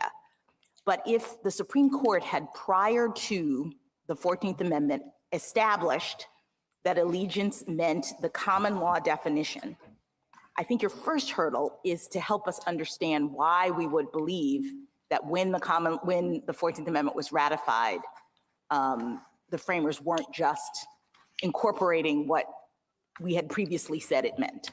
Page 572 of the Congressional record directly addresses this. They say the concept of temporary and local allegiance from the Schooner Exchange is what is meant by, or temporary and local jurisdiction from the Schooner Exchange is what is meant by the word jurisdiction in the 14th Amendment. Senator Trumbull says, I thought about saying owing allegiance, but again, quote, there's a sort of allegiance from persons temporarily resident in the United States whom we have no right to make citizens. So he expressly and consciously rejected reliance on Schooner. What do we do with, I mean, that's a debate and it's a discussion, very valid, but then we have a subsequent debate between Fessenden and Wade where the same concept comes up and it becomes clear, at least from Senator Wade's perspective, that that's wrong. So Fessenden, and I'm not sure whether these are senators, I apologize. Fessenden says, suppose a person is born here of parents from abroad temporarily in this country. Wade responds, the senator says a person may be born here and not be a citizen. I know that is so in one instance, in the case of the children of foreign ministers who reside near the United States, et cetera, et cetera. So it appears as though— This is a tremendous waste of time. Like there's examples that she's citing to in the record that go for the other side of the argument, but like this is all addressed in the briefing. Normally it's at oral argument, you want to talk about things that are more pressing. She's picking one quote, and I just don't understand how this is going to be a useful way to develop her thoughts. But and again, it's her time. Jefferson C. Post with a 5. Do you think the recent behavior of many lower courts has made Supreme Court reticent to write decisions that leave the edge cases open? I hope not. Because they have to. Because the thing is, if you don't let the law develop, then you're legislating. Legislators write prescriptions about what's going to happen in the future. Justices decide cases, and that's what they do. They don't decide future cases. They decide the present case, and they think about what the future might hold, but they're not going to like rule on every issue that might come up later. So I hope not. I very much hope not. Oh, in that exchange, at least Senator Wade believed that the English common law understanding of what it means to have allegiance, to be a temporary person on the soil, was what was being adopted. Yeah, that content or that exchange strongly supports us. If you look at it in context, Senator Wade has introduced a version that says only birth on U.S. soil and doesn't have any allegiance or jurisdictional element to it. And so Senator Fessenden stands up and says, well, that can't be right because, you know, obviously, what about the children of temporary visitors? It has this, you know, it's another one of these statements that has this appeal to a background understanding that we all agree that the temporary visitors, their children do not become citizens. And then Senator Wade has to kind of backtrack and say, well, what are the children of ambassadors? And in the end, Congress does not adopt Senator Wade's proposal. So we think that to the extent you can draw an inference from that, the inference strongly supports. All right, well, let me just ask you about why we wouldn't see in the 14th Amendment anything about parental allegiance. Several of my colleagues have talked about the fact that your view of this turns on what the status of the parents are and not the child, as would the born in the United States view of it. Can you help us understand why we wouldn't expect to see a mention of parents in the text of this amendment? I think it was well understood that, for example, children cannot, newborns cannot form domicile. So it follows every 19th century. That assumes domicile is in the test. And I'm asking you, how do we know that Congress did adopt the test that you say it adopted? When you're looking at 19th century conceptions of allegiance, the notion that the allegiance, again, we say domicile is instantiating the concept of allegiance for aliens as opposed to citizen.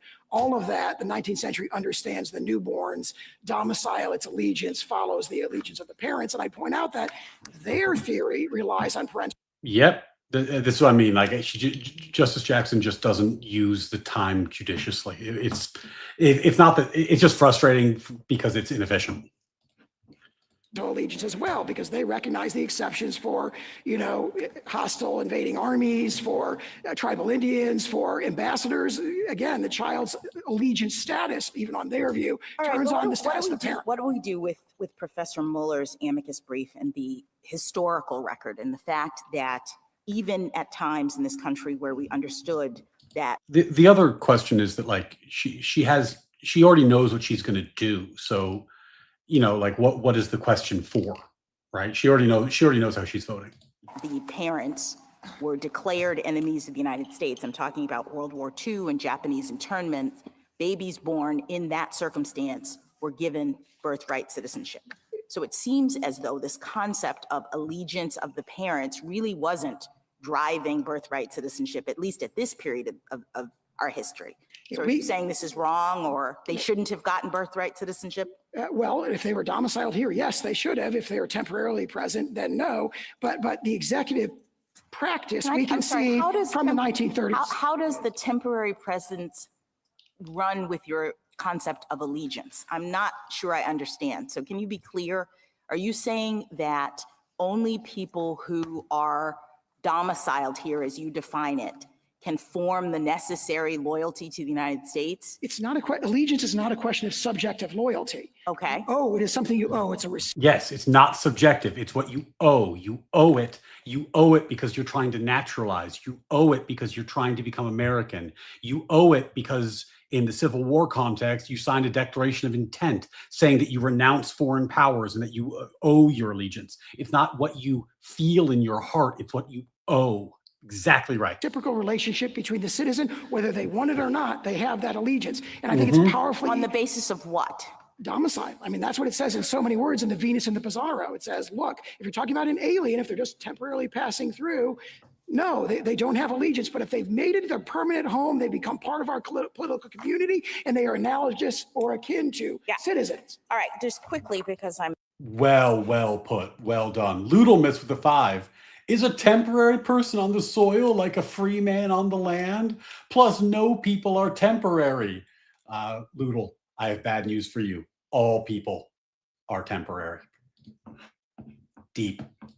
I'm mindful of Thanks, the time. buddy. Appreciate you. What do you do with Wong Kim Ark's statement that birthright citizenship is applying, quote, independently of a residence with intention to continue such residence, independently of any domiciliation? I know that they use domicile, it's a fact in the case, but that's not a part of their holding. It's not what the reasoning turns on. She said 2 things there that are totally different. It is part of their holding the reasoning turned on English common law. See what she did? She said it's not part of the holding. It is part of the holding. Then she said in fact, in the question presented, it's there. So that's just, she's just completely wrong on that point. But then she kind of pivots to, it's not part of their reasoning. Well, the reasoning is a different thing than the holding. The holding is one paragraph of the case. It's very specific. M. Luke Priest, look at you, buddy. W.M. Luke Priest became a member. Enjoy the emotes, the piss cry, the golden cups, the Eucharist, all the good things that accrue to you now that your name is green. Congratulations, my friend. You've made a wise choice. Embrace natural law. Thanks, buddy. I believe you're quoting from page 693 of that opinion. It goes on to say, not citizen terms on that, but the duty of obedience to our laws. It doesn't take the further step at that point and say, therefore, if you have temporary and local allegiance, you're a citizen. And immediately before that, you have that page 693 summary of the court's holding where it says, you say Wong Kim Ark incorporates a domicile requirement. That is the holding. It's definitely clearly expressed in the holding. All right, one final thing, perspective. You say perspective. You can just read the holding. It's right there. We're supposed to do this. Don't worry about the people who are already here and who would not qualify under your rule. How does this work? Are you suggesting that when a baby is born, people have to have documents, present documents? Is this happening in the delivery room? How are we determining when or whether a newborn child is a citizen of the United States under your rule? And I think that's directly addressed in the SSA guidance that's cited in our brief. What SSA says is there's currently a system where, for example, social security numbers are generated based on the birth certificate. They say this can still be, for the vast majority of instances, completely transparent. You will still get a... No, not transparent. I'm just talking about the particulars, because now you say your rule turns on whether the person intended to stay in the United States. And I think Justice Barrett brought this up. So we bringing pregnant women in for depositions. What are we doing to figure this out? No, as I pointed out earlier, the executive order turns on lawfulness of status. So if you give birth to a baby in the hospital right now, it gets the birth certificate in the system. There's a computer system. So there's no opportunity. There's apparently no opportunity then for the person to prove or to say that they actually intended to stay in the United States. Absolutely not. The opposite is true. Their opportunity to dispute if they think they were wrongly denied, which would only happen in a tiny minority of cases, after the is fact. Directly addressed in that guidance. After the fact. Yes. After their baby has been denied citizenship, then we can go through the process. Yes. And the way that, I mean, I'm summarizing because I'm not an expert in computers, but there's a computer program that currently automatically generates a social security number. SSA says, look, a social security number, non-citizens can have them if they have work authorization, so it doesn't prove citizenship. We'll give you a social security number, provided that there's the system automatically checks the immigration status of the parents, which there are robust databases for, and then it appears no different to the vast majority of birthing parents. Thank you. So this is one key thing that, like, if you winning on illegality as well as temporarily will make the system easier to run, because then you just say, like, well, do the parents have lawful status? If yes, citizen. If no, no. Temporary is a little harder. Temporary is harder to determine. So, one point in favor of winning on both grounds is the one Sauer made. It would just be easier to determine. Ludelmus with another 5. I would refer everyone to Scalia's opinion in Atkins v. Virginia, where he goes through the levels of mental defectives before calling KGB an idiot. I mean, it's good to be precise, Ludel. It's good to be precise. So, that'd be helpful. Thanks a lot, guys. Thank you for the 5. Appreciate you. Thank you, counsel.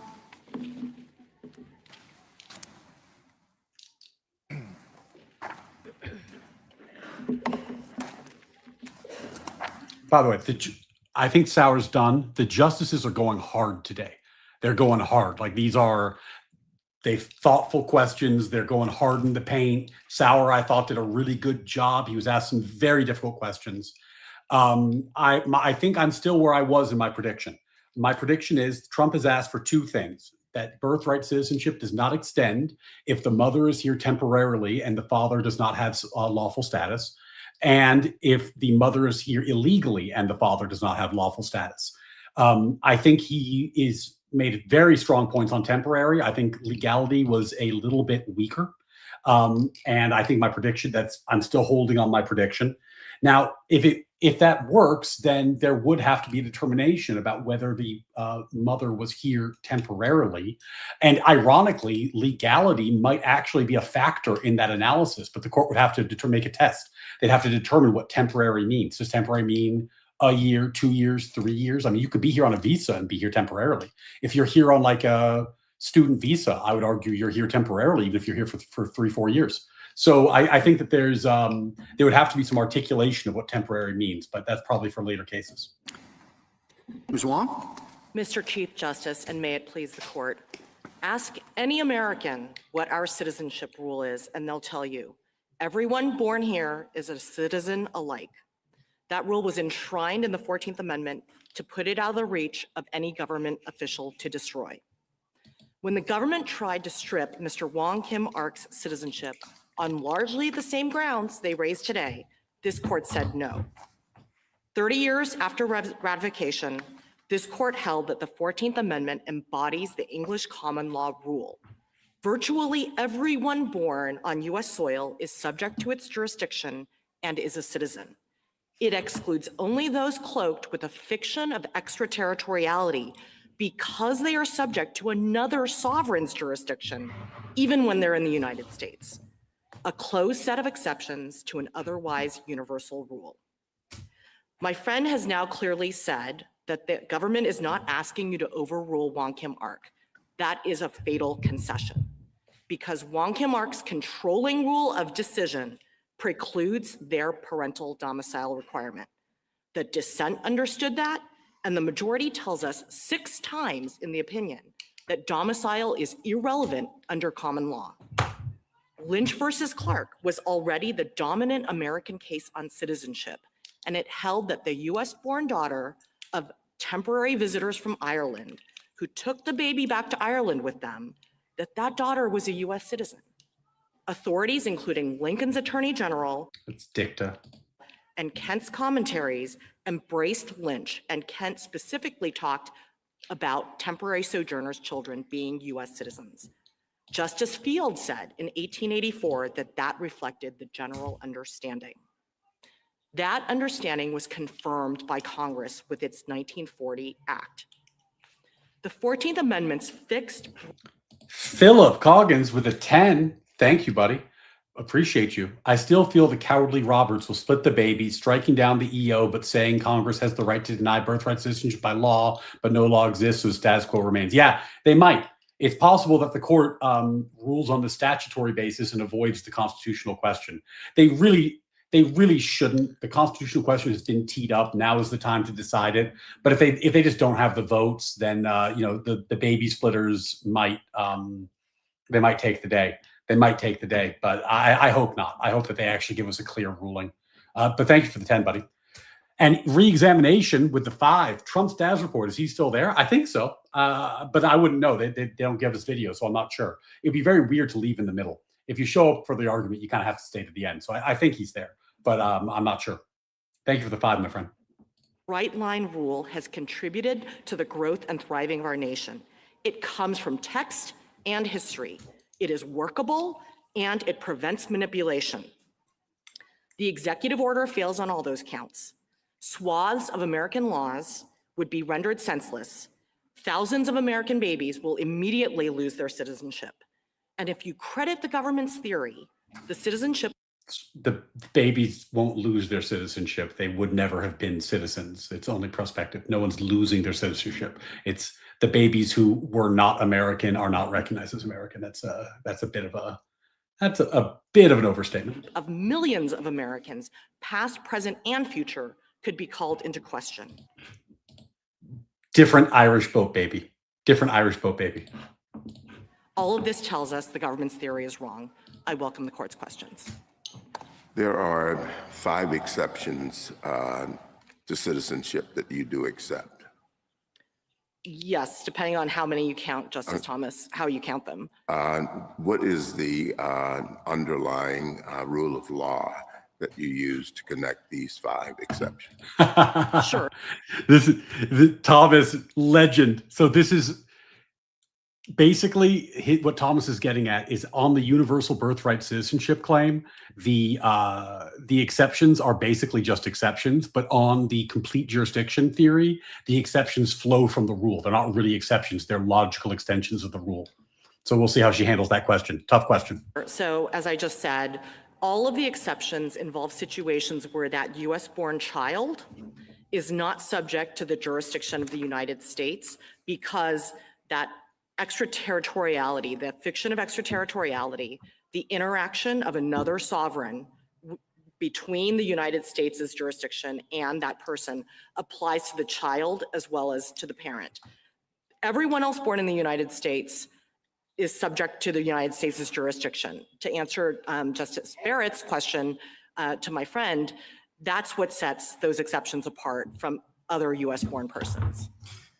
We've heard a lot of talk about Wong Kim Ark, and you dismiss the use of the word domicile in it. It appears in the opinion 20 different times, and including in the question presented and in the actual legal holding. And the government doesn't want it to be overruled because it relies on, it's willing to rely on that particular fact in that case. Isn't it at least something to be concerned about, to say that since it's discussed 20 different times and has that significant role in the opinion, that you can just dismiss it as irrelevant? Well, Mr. Chief Justice, I think we have to look at what the controlling rule of decision is in Wong Kim Ark. Justice Gray takes pains in the majority opinion to set out his analysis. He first starts with a premise that in construing the 14th Amendment Citizenship Clause, we look to the English common law. That was the rule that applied from the colonial era on, at least for the colonists and for European immigrants. He then says, look, Chief Justice Marshall tells us in the Schooner Exchange what subject to the jurisdiction means. Again, looking to the English common law. Under English common law, if you are born in the dominions of the sovereign, you owe natural allegiance. And those who are present in the dominions of the sovereign owe temporary allegiance for as long as they're present. The only exceptions, again, at common law were ambassadors, people born on foreign ships. She's kind of doing her flow chart here, but she's not responding to the question, which is like, well, why did they use the word domicile so many times in Wong Kim Ark if domicile is irrelevant? Why is the word domicile in the holding and the question decided by the court if it's irrelevant? She's in her flow chart, but she's not giving an answer to the question. Chapingro with the $2. Thank you, my friend, my moderator, captaining the ship. Appreciate you. And thank you to the 50 likes. We have 130 live viewers for a morning stream with no guest. Unbelievable. Unbelievable momentum for the channel right now. So thank you all for being here. And if you haven't liked yet, like the stream. Like the stream. Help us on the algorithm. Thank you all, and thank you, Chapingro. And people who were born during periods of foreign occupation. He then gets to the government's favorite page, 693, where he says, look, we have had this rule in the United States as to citizenship, at least for white Americans, from before independence. The purpose of the 14th Amendment was to embrace that universal rule of birthright citizenship, to embrace and incorporate the common law exceptions with the single additional exception of the pre-existing exception for tribal Indians that we had in the United States, which is an analogous exception, and that's the closed set of exceptions. You can't make sense of the holding in the case without looking to the controlling rule of decision, which is the common law.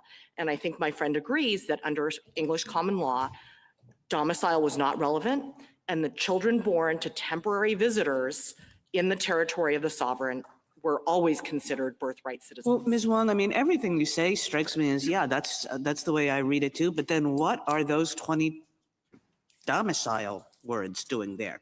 Like you can. That was my question. She never got to it. Like if Wong Kim Ark was purely about English common law, why does it say domicile so much? You don't need domicile for the English common law analysis. If the English common law analysis was sufficient, then why do they say domicile over and over and over and over again? It doesn't make a lot of sense. Erica Thorpe, potentially criminal, sent me over. Thanks for streaming this, Ryan. Hey, you know, we heart Sean on this channel. My buddy Sean. So I'm glad to have you, Erica. Big supporter of Sean. Glad to have you here. Unbelievable viewership this morning. 127 live viewers for my little baby channel. I mean, think about that. I got 1,400 subs, 127 live viewers. That's like a 1 to 10 ratio. That's insane. Thank you for the 10. Thank you for your support. Really appreciate you. Thanks, Erica. take some of them and say, they were just summarizing the facts of the case, but not all of them. And why did they keep on, why did they sprinkle that in the opinion? Well, I think, again, those were the stipulated facts in the case. And it's clear we have textual evidence in the majority opinion that they were simply saying this is an a fortiori application of that controlling rule that comes from the English common law.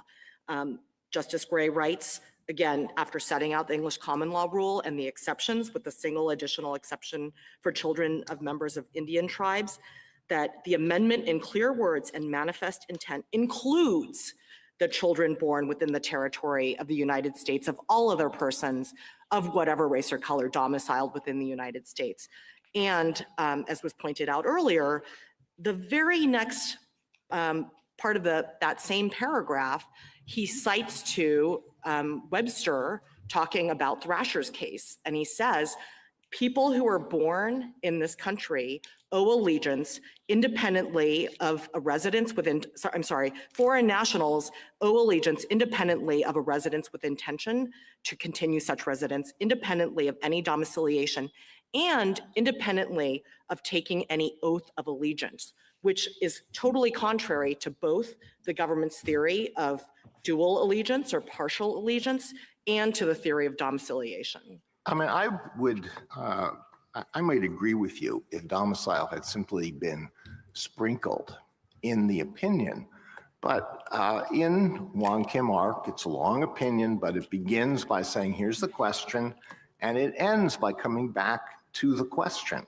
And it says, here's the question stated at the beginning of the opinion, namely whether a child born in the United States of parents of Chinese descent who at the time of his birth are subjects of the Emperor of China, but have a permanent domicile and residence in the United States and are there carrying on business, and he states the diplomatic exception, and he says, for the reasons above stated, this court is of the opinion that the question must be answered in the affirmative. So why put domicile in? Sometimes it's hard to figure out what is the holding of the case. Here he tells us this is the holding of the case. Why put domicile in there?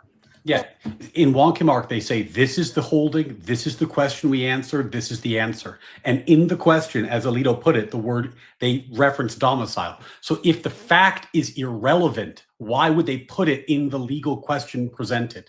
They wouldn't. Brian, hey man, good to see you. Shh, good to see you, Brian. Shh, $5, thank you. So John Sauer argued. I thought he did very well. He was asked some very tough questions. My prediction is that he wins on the question of whether birthright citizenship can be denied if the parents are here temporarily, but not as to whether legal status is sufficient. I don't think he's going to win on that, but we'll see. We're on the lawyer for the ACLU now, so I might change my assessment based on what the justices do during this portion of the argument. Just something it's something irrelevant that he wanted to throw in. It's like whether a child born in the United States of parents of Chinese descent who once resided at a particular address in San Francisco, who attempted to enter the country at the port of San Francisco. Why put it in if it's irrelevant? Well, Justice Alito, I'll give you two responses. The first is that, again, it was a stipulated fact. The second is that regardless of what the judgment in the case was, which again was an a fortiori application of the rule of decision, the rule of decision in Wong Kim Ark has binding precedential effect. Even if you think that Wong Kim Ark decided the case based on the stipulated facts, you have to follow that controlling rule of decision. And if you follow that rule, you get to the same result for people. This is a pet peeve. She is a lawyer. He is a Supreme Court justice. You don't, as a lawyer, tell him, the Supreme Court justice, what he quote unquote has to do. The Supreme Court doesn't really have to do anything, right? They have to follow the Constitution, I guess you could say that. But just as a advocacy point, You can tell him it's a rule of decision. You can tell him that it's good precedent. You can tell him it's not, they haven't asked for it to be overruled, but don't tell him what you have to do. You are in no position to tell him what he has to do at all. In fact, he gets to tell you what you have to do, not the other way around. So I don't, that's a very strange and defensive framing, and I don't think she should have said that. People without domicile. Wong Kim Ark says 6 times in the first parts of the opinion, as well as on the page the government focuses on, that domicile is not relevant. Well, That on that, what do we do with the fact that after Wong Kim Ark, at least some authorities took the view that the non-domiciliary question wasn't decided, remained open, and even continued to press the view that domicile is required? Now, I know you've got a lot of good stuff on your side too, but what do we do with the fact that many sound legal authorities thought it remained an open question, even if one of them wasn't John Marshall Harlan? I liked your example from Justice Harlan's lecture here in DC. So here's what I would say. All of the government citations in their brief generally either were rejected by Wong Kim Ark expressly if they predated Wong Kim Ark. If we're trying to understand how the legal community understood what happened in Wong Kim Ark, Sure. it seems to me it's a mess. So maybe you can persuade me otherwise. I think I can, Justice Gorsuch. First, as to the post-Wong Kim Ark authorities that the government cites, each one of them is inconsistent with Wong Kim Ark's reasoning or doesn't mention it at all. Most of them have very little reasoning at all. And in contrast, what we have on our side post-Wong Kim Ark is numerous federal court decisions around the time of Wong Kim Ark, between ratification and Wong Kim Ark, that said that domicile is not relevant. They cited Lynch versus Clark, which again was about the daughter of temporary sojourners. We have the 6th edition of Kent, which was cited in Wong Kim Ark, and of course was then cited after Wong Kim Ark was decided by many authorities, again, discussing temporary sojourners. Anyone who wanted to know what the law of citizenship was under the 14th Amendment after Wong Kim Ark would go to the 6th edition of Kent, where he says in that footnote on page 38 that the rule was Lynch versus Clark and temporary sojourners' children are US citizens. We have members of Congress speaking on the record on debates on immigration. I don't think she's answering his question well, because he said in his question, I understand that you have some good authority on your side, but the government has good authority on their side. I think it's a mess. Can you explain to me, how, like, was there a consensus? So the premise of Gorsuch's question was, after Wong Kim Ark, I think everyone was confused by what Wong Kim Ark meant, because I see multiple authorities and different legal scholars coming out in different ways. And she said that she could reconcile them, but I don't think she's reconciling them. She's just explaining that she has some authority on her side. But Gorsuch premised his question by saying, I know you have some authority on your side. So reciting that, I don't think is actually, like, the goal for her should be to persuade Gorsuch, and you can't persuade him without directly answering his question. Immigration laws, where they were finally passing these immigration restrictions that Senator Cowan wanted. And they all stated either that Lynch was the rule, that Attorney General Bates had stated the rule, again, citing Lynch, or Kent, and stating the rule that everyone born in the US is a citizen, and saying, look, the children of Chinese immigrants, these immigrants who are unwelcome, these immigrants that Congress is now trying to bar from entering the United States, if their children born in the United States are citizens. We have in 1896, so a couple years before Wong Kim Ark, but in 1896 State Department regulation, which said the US-born children of foreign nationals are US citizens, excepting only the children of ambassadors. And then you have Marshall Woodworth, who is a US attorney who writes in a law review article that he's talking specifically about temporary sojourners' children, and he says, I don't think that's a good rule from a policy perspective, but that's the general rule. Ms. Wang, can I Yes. offer a possible explanation for why Justice Gray made a point of putting domicile in what he said was the holding of the case, and it is this. Wong Kim Ark and his parents, had they come to the United States from Europe, could have been naturalized. But because they were Chinese, they could not be naturalized. And they had done everything that they could to make themselves Americans by establishing a domicile in the United States. And so that's what this was about. He couldn't get naturalized because of a racist law, but they had done everything they could to become part of the American society. At the same time, there were many, many men who were horribly exploited, brought to the United States to work on the Transcontinental Railroad, to work in mines. They were worked to death. They were treated horrifically, but they were not, they were overwhelmingly men. There wasn't an indication that they would stay here, they could stay here, they didn't have permanent homes.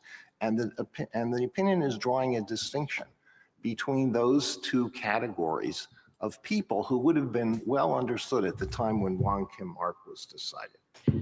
No, Justice Alito, I don't think that's a plausible explanation for why domicile is mentioned in Wong Kim Ark, because again, the controlling rule of decision based on the English common law and cases from Schooner Exchange to Lynch versus Clark to State versus Manuel, which was the North Carolina decision that said, look, the rule in the United States from independence on has been the English common law rule.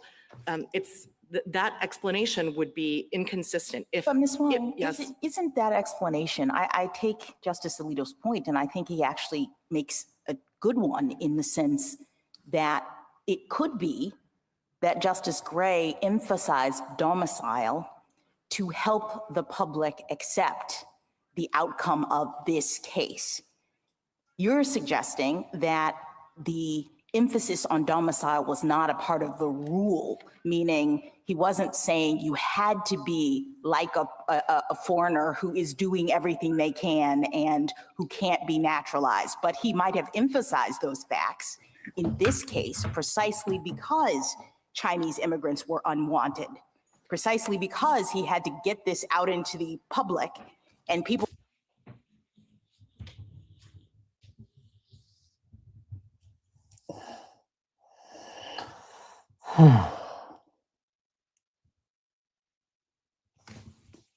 All right, let me compose myself.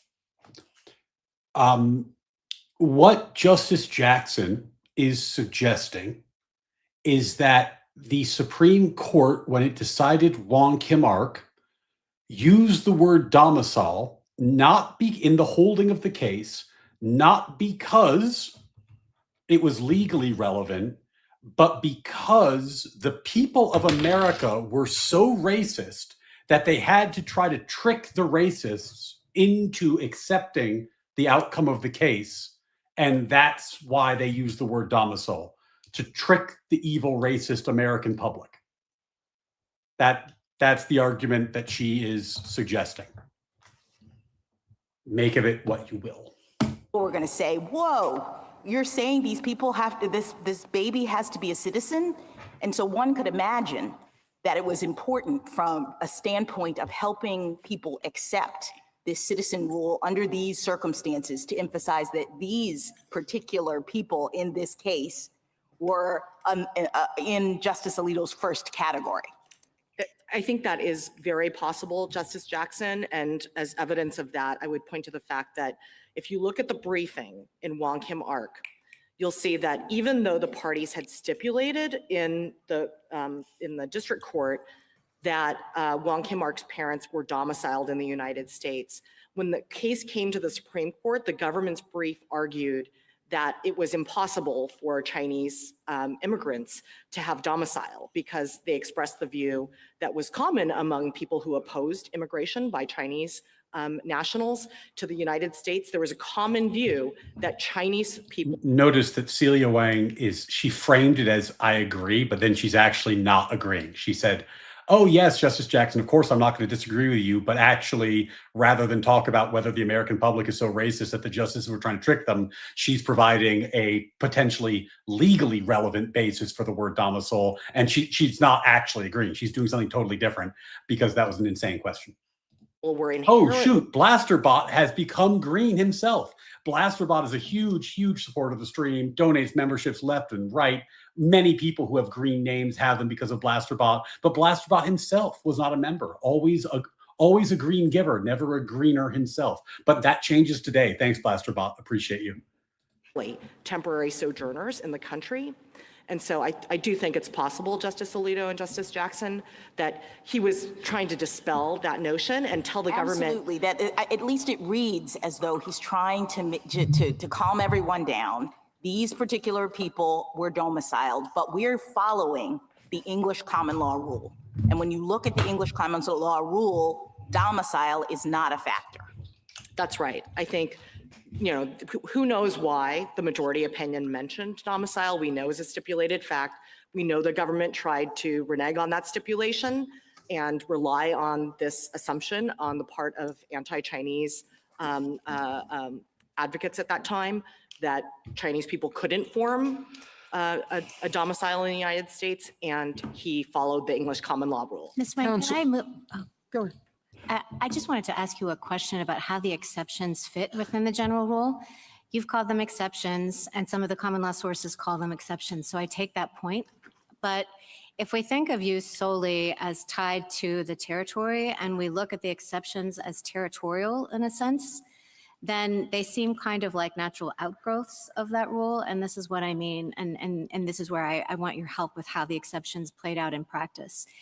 If you look at Indian reservations as unique places because Indians were quasi-sovereign, separate nations in the American system. If you look at occupied alien territory as territory that's outside the jurisdiction of the United States. And then if you look at the diplomatic exception, almost like diplomats and their children had little bubbles around them, like the embassy is really the territory of that country. And even when they're traveling around, they're all not subject to the jurisdiction by virtue of this territorial fiction. Are those just applications of the rule? And if they are, then what happens to alien enemies like the German spies in Ex parte Quirin, or what happens to Indians who are actually not on the reservation but may be born, say, in Baton Rouge? How does the rule apply in those situations? Does it travel with the person, or is it tied in some sense to the land? Sure. So let me answer each part in turn. So the thing that all of the exceptions have in common, again, is this sense that the person has this fiction of extraterritoriality around them. Let's set aside the Indian tribal exception for a moment and come back to it. So the example of enemy aliens, for example, ex parte Quirin, is one that is answered by Justice Story in both Inglis and in Rice. And the touchstone under the American application of English common law was that in wartime, the touchstone is whether there's a foreign occupation of US territory. So, and that's, just to interrupt for 1 second to Sure. clarify, and that is territorial. Sometimes it just seemed to me that the rule varied. Sometimes it was stated as enemy alien, and sometimes it was focused on occupied territory. Sure. So the rule, I don't think there's a separate rule for enemy aliens, and the government's briefs describe the exception as an enemy alien exception. I don't think that is the best way to think about it. Rice and English tell you that when the British— Wait, so she doesn't think there's an alien enemy exception. That's really interesting. So like if, for example, North Korea sent over spies, and the spies were here to assassinate the president and detonate a nuclear device. And then they were here, they were sleeper agents, they had a kid, and then we caught the spies. She doesn't think that there would be an exception for birthright citizenship for those children, i.e. the children of alien enemies who are spies here to harm the country. Those would be citizens under her view. That's really interesting. I thought she would. I thought she would accept that. That's interesting. forces are occupying Castine, Maine, no one is subject to U.S. jurisdiction there because Britain is governing Castine, Maine. And Justice Story explains, look, if the U.S. then retakes that territory, babies who are born to U.S. citizens by what he calls post limine become U.S. citizens. So that's the way to think about any wartime situation, enemy aliens or otherwise. As we heard earlier, Professor Muller's amicus brief tells us how we've thought about enemy aliens in wartime. Even in World War II, when the United States was detaining Japanese nationals who were deemed enemy aliens of the United States, when those enemy aliens had babies in these detention camps, everyone agreed that those babies were US citizens. And Professor Muller goes on to explain that, that's a strong point in her favor. She's making a good argument here. That's a good argument. Now, temporally, it's not an originalist argument because you're talking about something that happened way after 1868, but nonetheless, it's a good argument. There are many cases of those US citizens going on to a lifetime of government service to the United States. Everyone agrees those babies are US citizens like everyone else. So again, the touchstone for enemy aliens is So what about Indians? What about the Indian who's off the reservation or born off of a reservation? Sure. So to start with the basics, I'll refer to the Indian tribal exception just to use the term of art. The Indian tribal exception, Elk versus Wilkins tells us, comes from the constitutionally unique status of Indian tribes. In the Indian Commerce Clause, we know that tribes are treated as basically quasi-sovereign nations.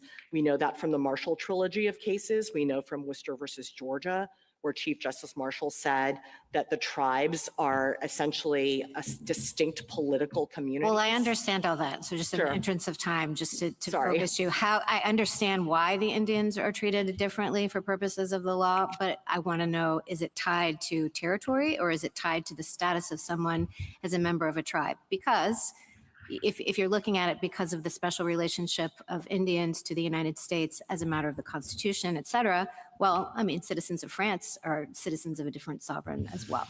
Sure. So Elk versus Wilkins doesn't really answer that question. The court says there are two ways to look at this.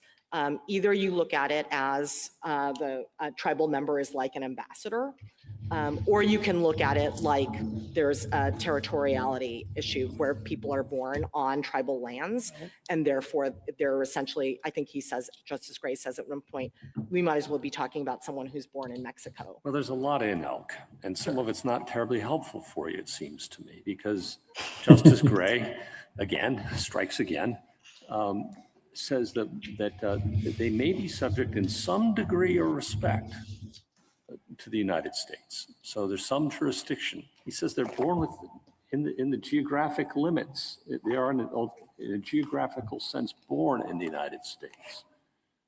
But because they are not completely subject to the jurisdiction of the United States and owe allegiance distinct from the United States, that's what takes them outside. And that language sure sounds a lot like the Solicitor General's presentation today. To the contrary, Justice Gorsuch, I embrace that part of Elk versus Wilkins' holding. Justice Gray, of course, wrote both Wong Kim Ark. I know, and it's a struggle. Sure. Let me try to help you out with that. You know, the government tries to make it seem as though what sets the exceptions apart, what defines the exceptions, is that the government has some maximum theoretical power. The government could have exercised plenary regulatory power over the tribes, and therefore that's the same situation as a foreign national in the United States. But that's actually not true, because remember, if there's always this background notion, whatever the parameters of the relationship between the United States government and tribal nations at that time of ratification, there was this constitutionally distinct status of the tribes and tribal members, setting them, excluding from apportionment, which was renewed in the 14th Amendment. And that's not true for nationals. If the government were right, that the question is, what's the maximum theoretical power the government has, there'd be no ambassador exception, because of course the United States could decide in some instance to go ahead and prosecute an ambassador. There would be inter-sovereign comity considerations there. That's how you define the exceptions. And as Wong Kim Ark says, Elk versus Wilkins has no bearing on the question of foreign nationals. She's completely misstating the government's position. The ambassador thing is, I feel like she's just getting this wrong. I don't quite understand how she could say that. So children of ambassadors don't get birthright citizenship. And under her view, that's an exception. And the exception is based on a fiction that an ambassador is not within the territory of the US and is actually within the territory of their country. That's how they would justify it. But the government wouldn't justify that fiction on the basis of maximal power in the way that she just described, because then, of course, they would be subject to the United States. The government would describe it in terms of political allegiance. An ambassador does not owe political allegiance to the United States. They owe political allegiance to their country, obviously. So it's entirely consistent with the government's view that an ambassador would not get, ambassador's children would not get birthright citizenship. I don't know why she phrased it that way. Ms. Wong, on the earlier answer you gave to Justice Gorsuch on the temporary sojourners cases, those were distinct cases, correct, where the parents had come to the U.S. and didn't want to give citizenship to their kids, took them out immediately, correct? I'm sorry, Justice Sotomayor, I'm not sure which cases you're referring to. All right, that we can look at. Okay. Ms. Wang, would you agree that the citizenship test in the 14th Amendment is the same as the test in the 1866 Civil Rights Act? So the words are obviously different. What Wong Kim Ark tells us and what the debates tell us is that the framers, it was the same Congress, obviously, framing both. Congress was trying to do the same thing with both the 1866 Act and with the 14th Amendment. They wanted to capture the common law exceptions and the Indian tribal exception. She admits they're doing the same thing? She admits they were trying to do the same thing. Whoa, because the 1866 Act says that you get birthright citizenship if you're born here and not subject to a foreign power. Not subject to a foreign power is an express reference to political allegiance. That's an incredible concession she just made. That's a crazy concession. Wow. That might be a needle-moving concession. Okay. They started out with the two separate phrases, not subject to any foreign power, plus excluding Indians not taxed. And as Justice Gray described it in his majority opinion in Wong Kim Ark, they decided to switch to the affirmative phrase, subject to the jurisdiction. Yeah, well, do they mean the same thing? And wouldn't it be very odd if the citizenship test in the 14th Amendment were broader than the citizenship test in the 1866 Civil Rights Act, particularly in the light of the fact that the 1866 Civil Rights Act was reenacted after the adoption of the 14th Amendment and remained in place until 1940. Sure, the framers were trying to do the same thing with the language in both. Okay, so then I think we can turn to the language of the 1866 Civil Rights Act because it's more straightforward. You know, subject to the jurisdiction thereof is like the, the puzzle wrapped in an enigma, wrapped in a mystery, but not subject to any foreign power is pretty straightforward. So let me give you these examples.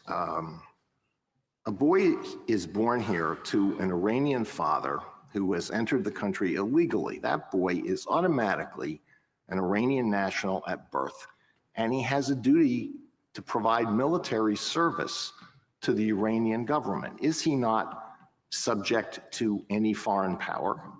Not within the meaning of the 1866 Act, Justice Alito.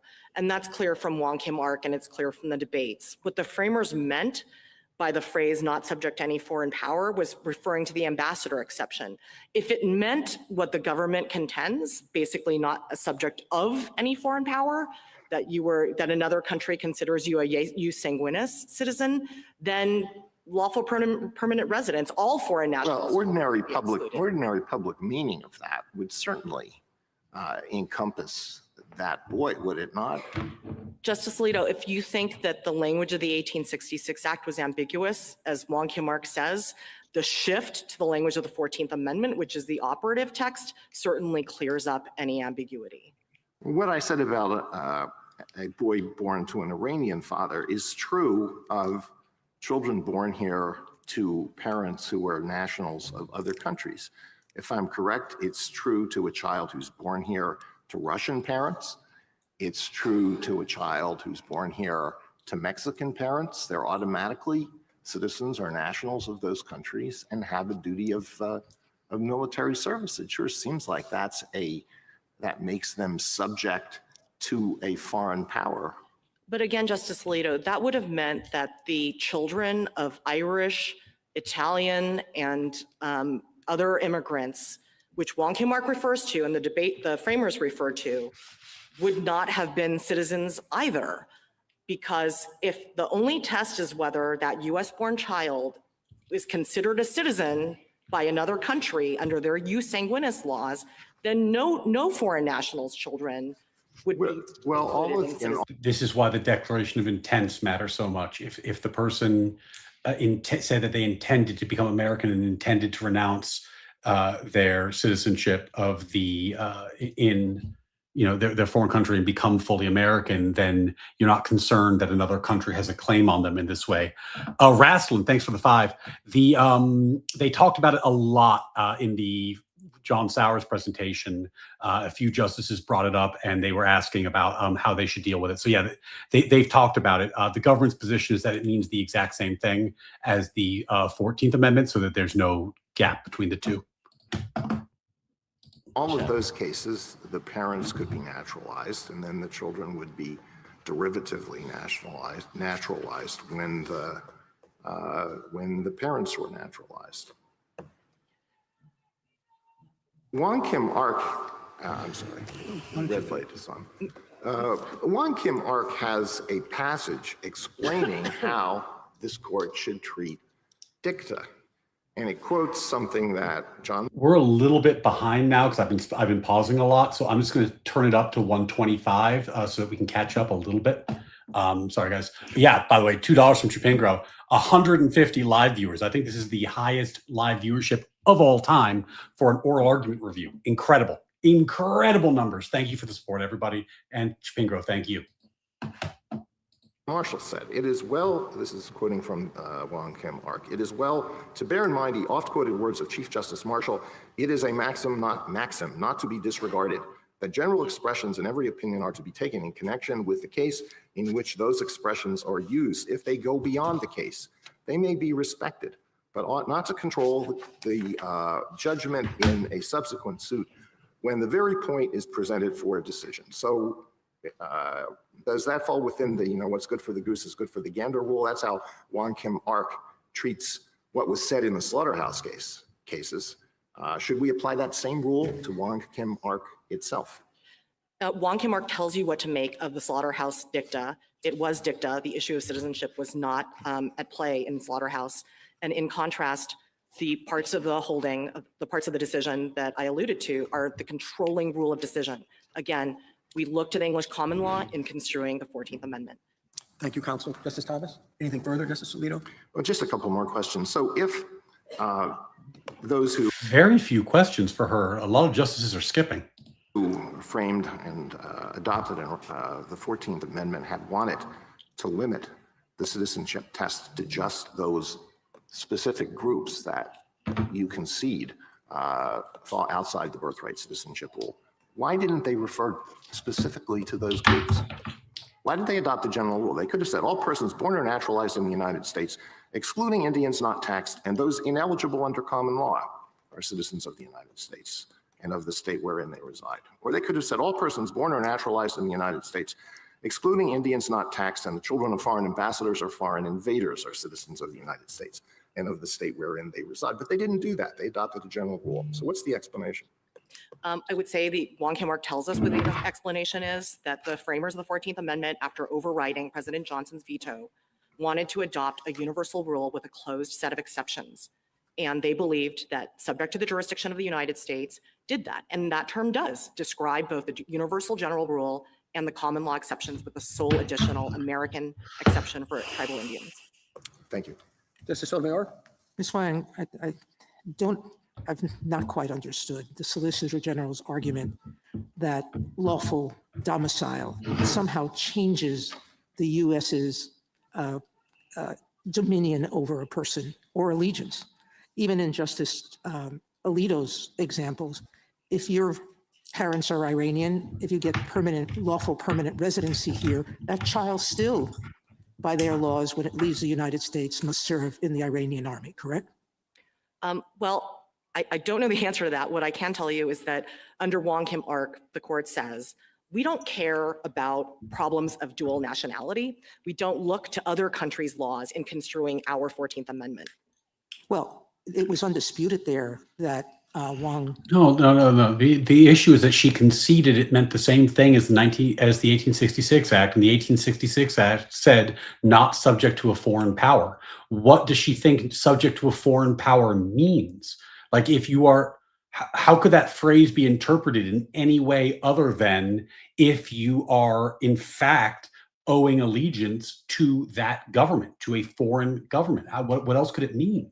I don't understand how she can so easily discount that. Kim Ark's parents owed loyalties to China, correct? Sure, yes. What I'm saying is, even if you become a permanent resident, you're not a U.S. citizen. So your Correct. primary loyalty still remains with your citizenship country, wherever you came from.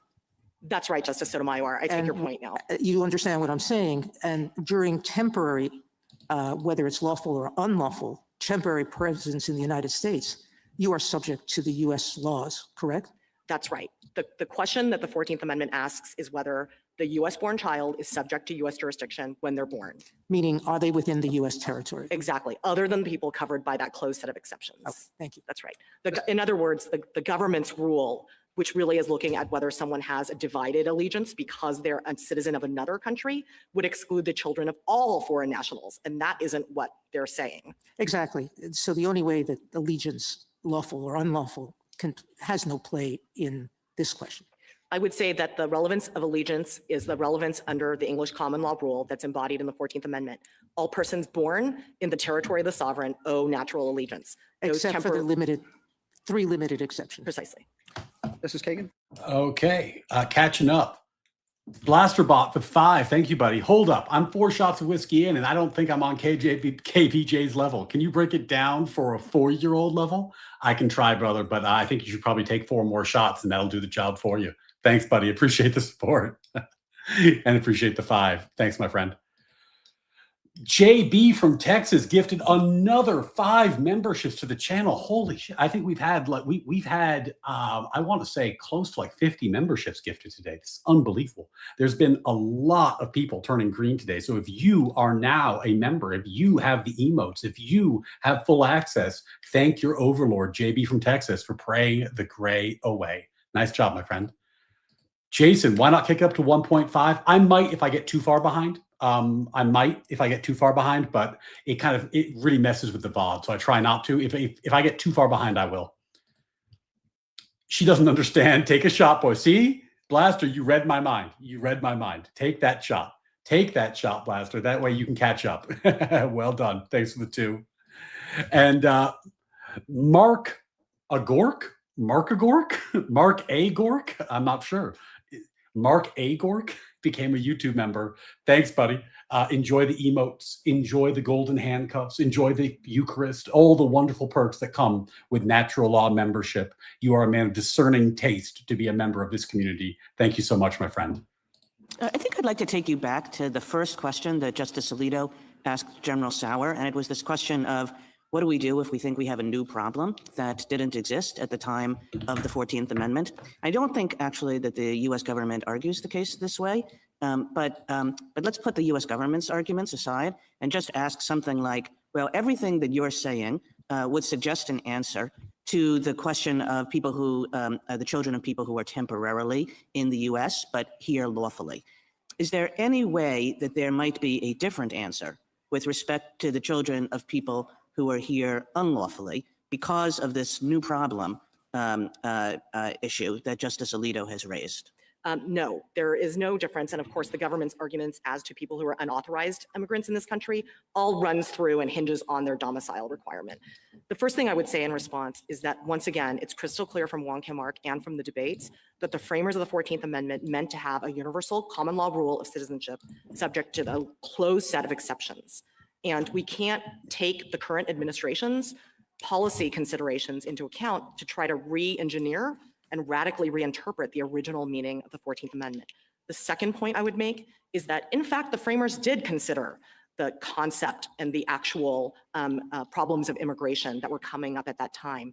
In addition to this, notable exchange between Senator Cowan and Senator Conness, where Cowan says, if we have this citizenship clause as part of the Constitution, we are going to encourage these gypsies, what he called gypsies, Roma, in Pennsylvania, whom he characterized as invaders, trespassers, and lawbreakers, will encourage them to come into our country because their children will be citizens. He says, Senator Conness, in your state of California, you will be facing a mass flood of Chinese immigration if we adopt the citizenship rule. And Senator Conness himself, an Irish immigrant, says, yes, and I am voting for that because I believe in citizenship by virtue of birth without regard to parentage. And the third point I would make is an historical one, which is that recall that at the time the framers are thinking about birthright citizenship, there had just been 15 or 20 years of unprecedented immigration from Ireland. The Know Nothing Party was dominant in the 1850s, just a decade earlier, and they were vehemently opposed to Irish immigration. They believed Irish Catholic immigrants were unassimilable and could never become Americans. But even the Know Nothing Party members of Congress believed that the children born in the United States to those Irish immigrants were citizens like anyone else. That's the intuition that the framers of the 14th Amendment had. Contrary to the government's arguments now, they wanted to grow this country. They wanted to make sure we had a citizenry to populate the military, to settle the country. And they also had an intuition that was consistent with the founding aversion to inherited rights and disabilities. Thank you. Justice Gorsuch? Justice Kavanaugh? On Lynch v. Clark, which you cite several times in the briefing today, which I appreciate, the government's response is that that decision was questioned at the time and went unmentioned in congressional debates about the 14th Amendment. I just want to get your response to that point on Lynch. Sure, not true. Though the Lynch was not specifically mentioned by name in the 14th Amendment debates, it was a couple months earlier in the debates on the 1866 Act, where Senator Senator Lawrence talks about the great case of Lynch versus Clark, where it was conclusively shown that all children born here are citizens without any regard to the political condition or allegiance of their parents. And then, of course, they discuss the children of temporary sojourners elsewhere without mentioning Lynch. Just want to isolate a point that you've mentioned, which is if the 14th Amendment used the phrase not subject to any foreign power, give a much tougher argument. And then earlier, I think you indicated that that's what they meant, even though they didn't say it. I just want to give you a chance to unpack that, because I think that's sure. If it said that, I think our history would be a little different. And I think the text, even put aside the history, because that's speculation, the text would be quite a bit different. Sure. So let me answer in three parts. The first is that Wong Kim Ark tells us that the court already dealt with this and said, look, the framers were trying to do the same thing with the language of the 1866 Act. To the extent you think that the language is ambiguous or not as good, let's look at the operative text subject to the jurisdiction thereof. The second point I would make is that it's clear from the debates that the framers, in using the phrase not subject to any foreign power, were thinking about ambassadors. And I believe that Senator Wade at one point says, well, I wanted to start with the phrase, all persons born in the United States are US citizens. But then I thought, oh wait, we have these temporary visitors. In fact, the government points to this quote. He says, so there are these temporary visitors we can't make citizens. They're children, we can't make them children citizens. That's ambassadors, and that's very clear from So if that had been the text, your argument would be that was understood to be narrower than its text would read. Yes. But that's not the text, so I guess we don't need to deal with that. Sure, and that brings me to my third point, which is you can't read not subject to any foreign power the way the government urges you to without making the children of all foreign nationals non-citizens. And that's clearly not what the framers were doing. No, it's political allegiance point. She keeps alighting the political allegiance point, but okay. Justice Alito and Justice Kagan raised an interpretive question that I think is important, which is, are the exceptions, you've used the word closed many times, frozen, or do we reason by analogy to the exceptions that existed based on things that were unforeseen at the time. This comes up in the Second Amendment now, comes up in free speech law. And how do we think about whether it's possible that there could be an additional exception based on modern circumstances, reasoning by analogy to the exceptions that exist? I'm thinking in particular about the non-citizens unlawfully in the country, not the temporary part, but the non-citizens unlawfully in the country. Sure. Could you reason by analogy? You've used the phrase several times, I think, the fiction of extraterritoriality. And could that apply? And if not, why not? Sure. So here, I agree with Professor Whittington, who says that the government's position here is not positing a new application of the rule, but a challenge to the rule itself. And I think that's right. We know that the 14th Amendment's rule does provide for a universal rule with a set of closed exceptions. Wong Kim Ark says so at least twice. It says in an earlier passage that the framers were not trying to introduce any new exceptions. To the contrary, they were trying to foreclose any caste-creating exceptions like the court had created in Dred Scott. The second reason we know this is that the debates themselves had the framers saying, number one, we are declaring what is already the law in this country, at least for white Americans, and we are putting any further exceptions to birthright citizenship outside the reach of any future Congress. They were very concerned about that. That's the whole impetus for the Citizenship Clause. And the third thing I would say is that that it would be contrary to the central purpose of the 14th Amendment Citizenship Clause to admit new exceptions. For all those reasons, the entire history of the Citizenship Clause is driven by the notion that we don't want to have any other exceptions. And then relatedly, just a separation of powers point, but get your answer. I understand your point about the executive order, but Congress's authority under Section 5 of the 14th Amendment, I guess the answer you just gave means they don't have any authority to look at this, even if they passed it 435-0 in the House and 100-0 in the Senate and said, we're carving out a new, by analogy to the existing categories, a new exception. Your point is, no, they're closed, they're frozen forever. Correct. And the way I would put it is that the Citizenship Clause of the 14th Amendment, again, has a universal rule with a closed set of exceptions. It sets a floor. So the Congress has, under the Naturalization Clause, the power to expand citizenship to other people not covered by the 14th Amendment, and obviously they have in many ways, but they can't go below that floor that the Constitution sets. I think Mr. Sauer acknowledged that, and you mentioned this in your opening, that if we agree with you on how to read Wong Kim Ark, then you win. So that could be if we did agree with you on Wong Kim Ark, that could be just a short opinion, right? That says the better reading is respondent's reading. Government doesn't ask us to overrule, affirmed. Yes. Then last question though, why would we address the constitutional issue? This is the last one. Why would we address the constitutional issue given your argument on the statutory? Our usual practice, as you're well aware, of course, is to resolve things on statutory grounds and not to a constitutional ground. This is an interesting question. I wonder if she's going to say you can resolve it on the statute, or she's going to say we want the constitutional question resolved. I'm very curious what she says here. This is going to be. This might be something that the history books talk about. If she says, for example, we want you to look at the Constitution, and then they do, and she loses, that's going to be very embarrassing. So let's see what she says. Sure. You know, I think we obviously have these two paths to a win here. We're happy to win on either or both of them. I do think it would be prudent for the court to reaffirm its decision in Wong Kim Ark, where it's a landmark decision about the definition of national citizenship in this country. I just think it would be prudent for the court to go ahead and reaffirm that. But of course, we're happy to take a win on any ground. Thank you. Thank you. Justice Jackson? I'm sorry, Justice Barrett. So I have a question about the exceptions again. So in your interchange with Justice Kavanaugh just now, you were talking about it as a closed set of exceptions. And said that way, it sounds like exceptions that people had in mind at the time of the ratification, but that were not explicit in the amendment. But I took your brief to be arguing that subject to the jurisdiction thereof is the language in the 14th Amendment that refers to those exceptions. Am I right? That's right. Okay. It describes them. It describes them. And would you say, this goes back to a question that Justice Gorsuch asked General Sauer, our relationship to the Indian tribes is different today than it was at the time that the 14th Amendment was ratified. Let's put aside Section 1401. Is an tribal Indian born on a reservation today on tribal land a natural-born citizen under the 14th Amendment? Under the 14th Amendment, no. Of course, Congress has provided for citizenship for all tribal members in the By 1924 statute, Act. by statute. And so is that because what's subject to the jurisdiction of meant when you say closed set of exceptions, it means that the jurisdiction as it existed at the time of the 14th Amendment is still the jurisdiction today? So let me just be a little bit clear. Justice Kavanaugh asked you if we could create new categories by analogy. So there may be other sorts of people who were present here to whom this subject to the jurisdiction in the same way that we were talking about, the bubbles around ambassadors or the soil of occupied territory or the soil of tribal land. Perhaps those new carve-outs could exist by analogy today. Like if the United States carved out some portion of some state and suspended it from its jurisdiction. Wouldn't the principle still apply?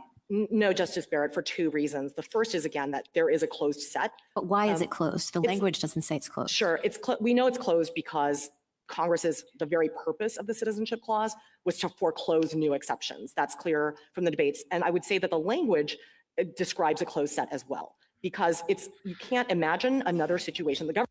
This is, I think, a unconvincing argument. She's saying that subject to the jurisdiction thereof has a closed set of exceptions. But what is subject to the jurisdiction of the United States would, of course, even under a theory of territorial jurisdiction, change based off of what the legal understanding of jurisdiction is in different times. And, this is the sort of thing that like the left has argued, for example, in the context of the Eighth Amendment, cruel and unusual punishment, like what is cruel and unusual changes over time. Here they're taking the kind of like a hardline quasi-originalist position that it's meant jurisdiction frozen in time at that moment in history, but that doesn't seem to be what subject to the jurisdiction thereof means under their own account. Interesting she's taking this line. Government's trying to make us imagine another situation, right? They say, look, what if Congress, in order to do an end run, in order to change the meaning of the 14th Amendment as to unauthorized immigrants' children, Congress can say, we are not going to exercise jurisdiction. Well, not quite, because it's redefining jurisdiction. It's not quite analogous, right? Because the government's domicile theory is a little bit different than the use soli theory, right? Sure, that's right. I'm just saying that in the second step of their argument as to undocumented immigrants, where they have to get around the fact that undocumented immigrants, by and large, are domiciled in the United States, they're trying to say, look, we're gonna manipulate the law either to define domicile or to carve out, to say, just wave a magic wand and say these babies are not subject to the jurisdiction of the United States. There's still a missing factor under that original meaning of the 14th Amendment, and that's it. There is another sovereign who can exercise jurisdiction over this person, even though they're in the United States. And this gets me back to a question you asked Justice Alito. The difference between an ordinary non-ambassador foreign national and everyone who's subject to one of those jurisdictions is that even if you take the government's argument and say a foreign national is subject to their country of nationality's jurisdiction in the United States, is actually not true.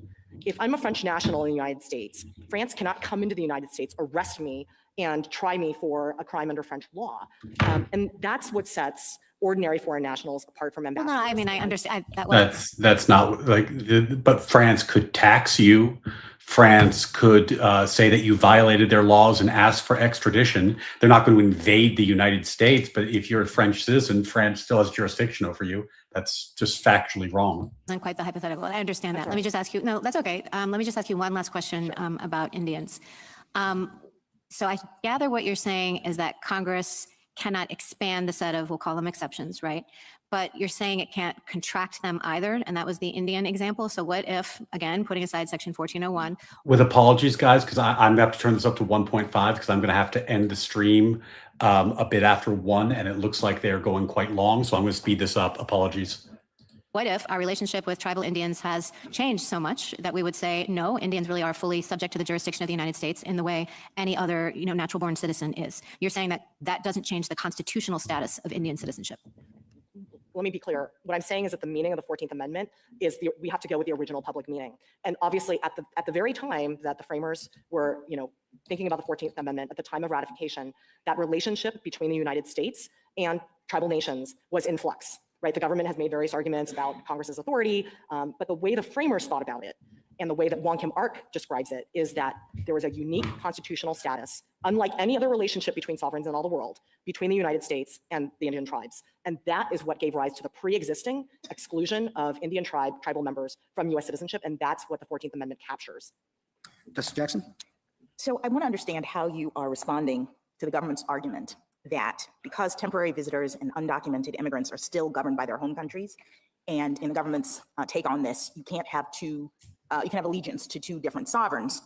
Those groups can't have the requisite allegiance to be subject to the United States for the purpose of the 14th Amendment. That's what I hear the government saying. But I do think that that seems to rest on a different understanding of allegiance than what was in the English common law. And that when we understand what the English common law thought about allegiance. Yeah, because the government theory is rejecting the English common law definition of birthright citizenship. The English common law definition is exactly what the government is saying was wrong about Wong Kim Ark. I mean, of course it's different. You can see that you can have allegiance to two different sovereigns at the same time. This kind of goes back to Justice Alito's questions. I mean, I was thinking about this, and I think there are various sources that say this, that you obviously have permanent allegiance based on being born in whatever country you're from. That's what everybody recognizes. But you also have local allegiance when you are on the soil of this other sovereign. And I was thinking, I'm a US citizen and visiting Japan. And what it means is that, if I steal someone's wallet in Japan, the Japanese authorities can arrest me and prosecute me. It's allegiance, meaning can they control you as a matter of law? I can also rely on them if my wallet is stolen to, under Japanese law, go and First of all, the test is complete allegiance. The government is arguing for complete allegiance, complete political allegiance, not partial allegiance. So this doesn't matter. But also that if you're in a territory and the government has the power to enforce laws over you, how does that dictate allegiance? That's why we ask questions about drafting and treason, things where their allegiance to the country is an element of the power that's being asserted, not just, can the government enforce a law against you? I honestly just feel like she's just making up new definitions for words. Prosecute the person who has stolen it. So there's this relationship based on, even though I'm a temporary traveler, I'm just on vacation in Japan, I'm still locally owing allegiance in that sense. Is that the right way to think about it? And if so, doesn't that explain? No, it is not the right way to think about it. Why both temporary residents and undocumented people would have that kind of quote unquote allegiance just by virtue of being in the United States? That's absolutely right, Justice Jackson. And that No, it's not. comports with the plain text of the 14th Amendment as it applies to everyone born in the United States, other than those subject to the exceptions that were baked in a close set. You owe natural allegiance as a US born citizen. If you want to look at the parents of those people, and let's say the parents are foreign nationals but not ambassadors, the parents owe temporary allegiance. Right, so the babies get the permanent allegiance piece of this, and the parents get the local allegiance piece of this. So to the extent we're looking for allegiance, we have it. That's right. Thank you. Thank you, counsel. I mean, only if you just don't care what the words mean and don't understand the theory, but sure, move on. I mean, Justice Jackson, I don't even understand why she's taking time with questions because it's just optics. She knows how she's voting anyway. Rebuttal, General Sauer. Thank you, Mr. Chief Justice. Justice Kavanaugh, turning to Lynch against Clark that you raised didn't come up when I was talking about. Keep in mind that we said this question at the time. It's questioned by a higher court in the same state. The state of New York in the Ludlam decision in 1860 specifically said that someone who's traveling or sojourning abroad, though born in a foreign country, is not born in foreign allegiance. So obviously there is a tension within that very state, and that's what the contemporary commentators noted. And I make a more fundamental point about that. Lynch is not interpreting the 14th Amendment because it predates it. So it's not looking at the language of the 14th Amendment. It's looking at, what does the word citizen mean, for example, in the clause. So there's an anachronism to their reliance on it. And I think that turns to a point that Justice Alito emphasized. Lynch, I got to slow him down. Well, I'll try to keep up with him. Lynch v. Clark, by the way, is also it's a New York State case, not a federal case. You get to that language of the 1866 Civil Rights Act, where Congress said not subject to any foreign power.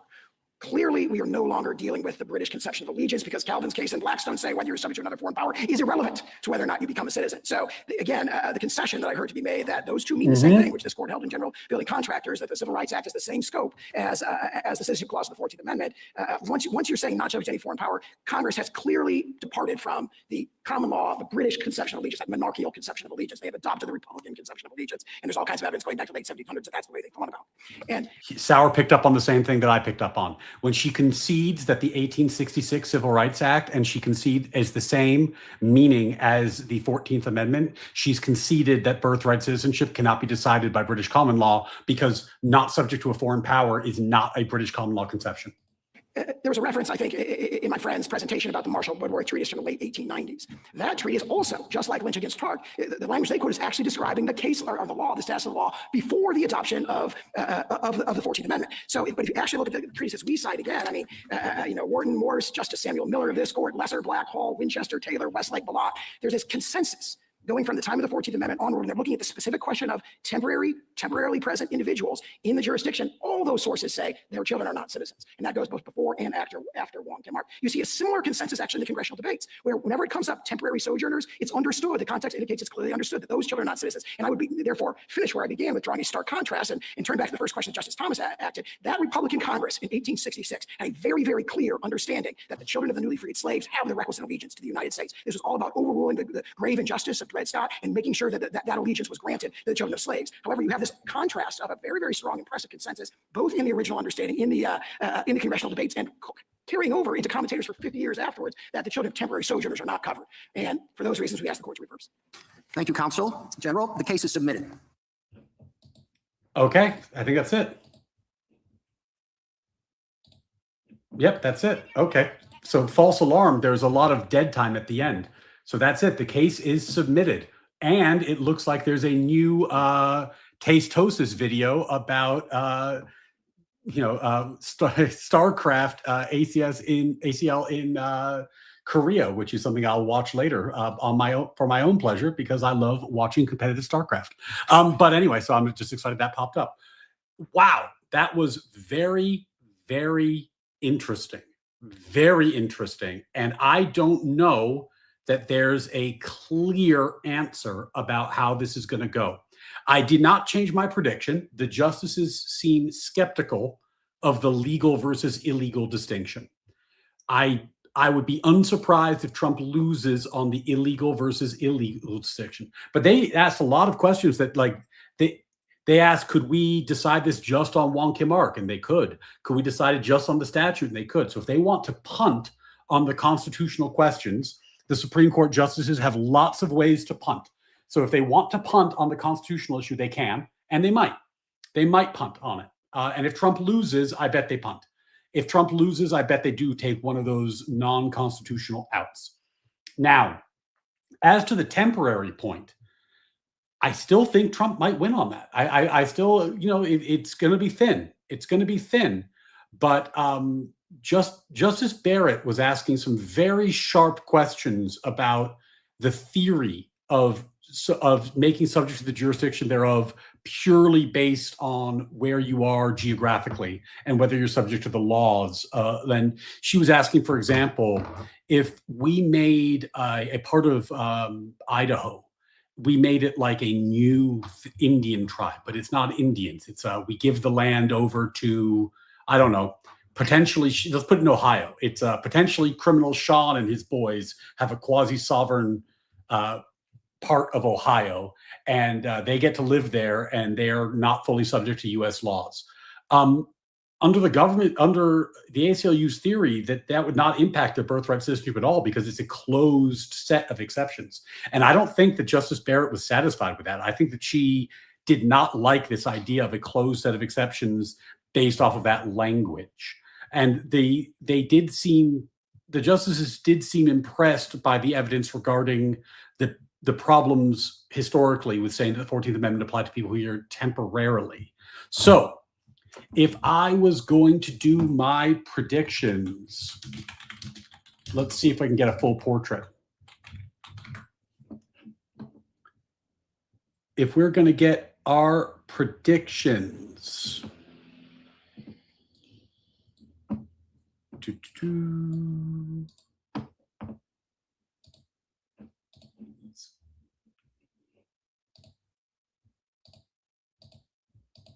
let's see if I can get this up.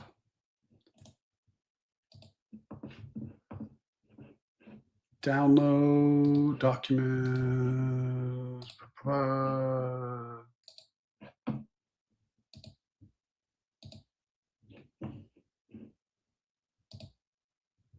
Okay, so if I was going to make my predictions, what would I say? Well,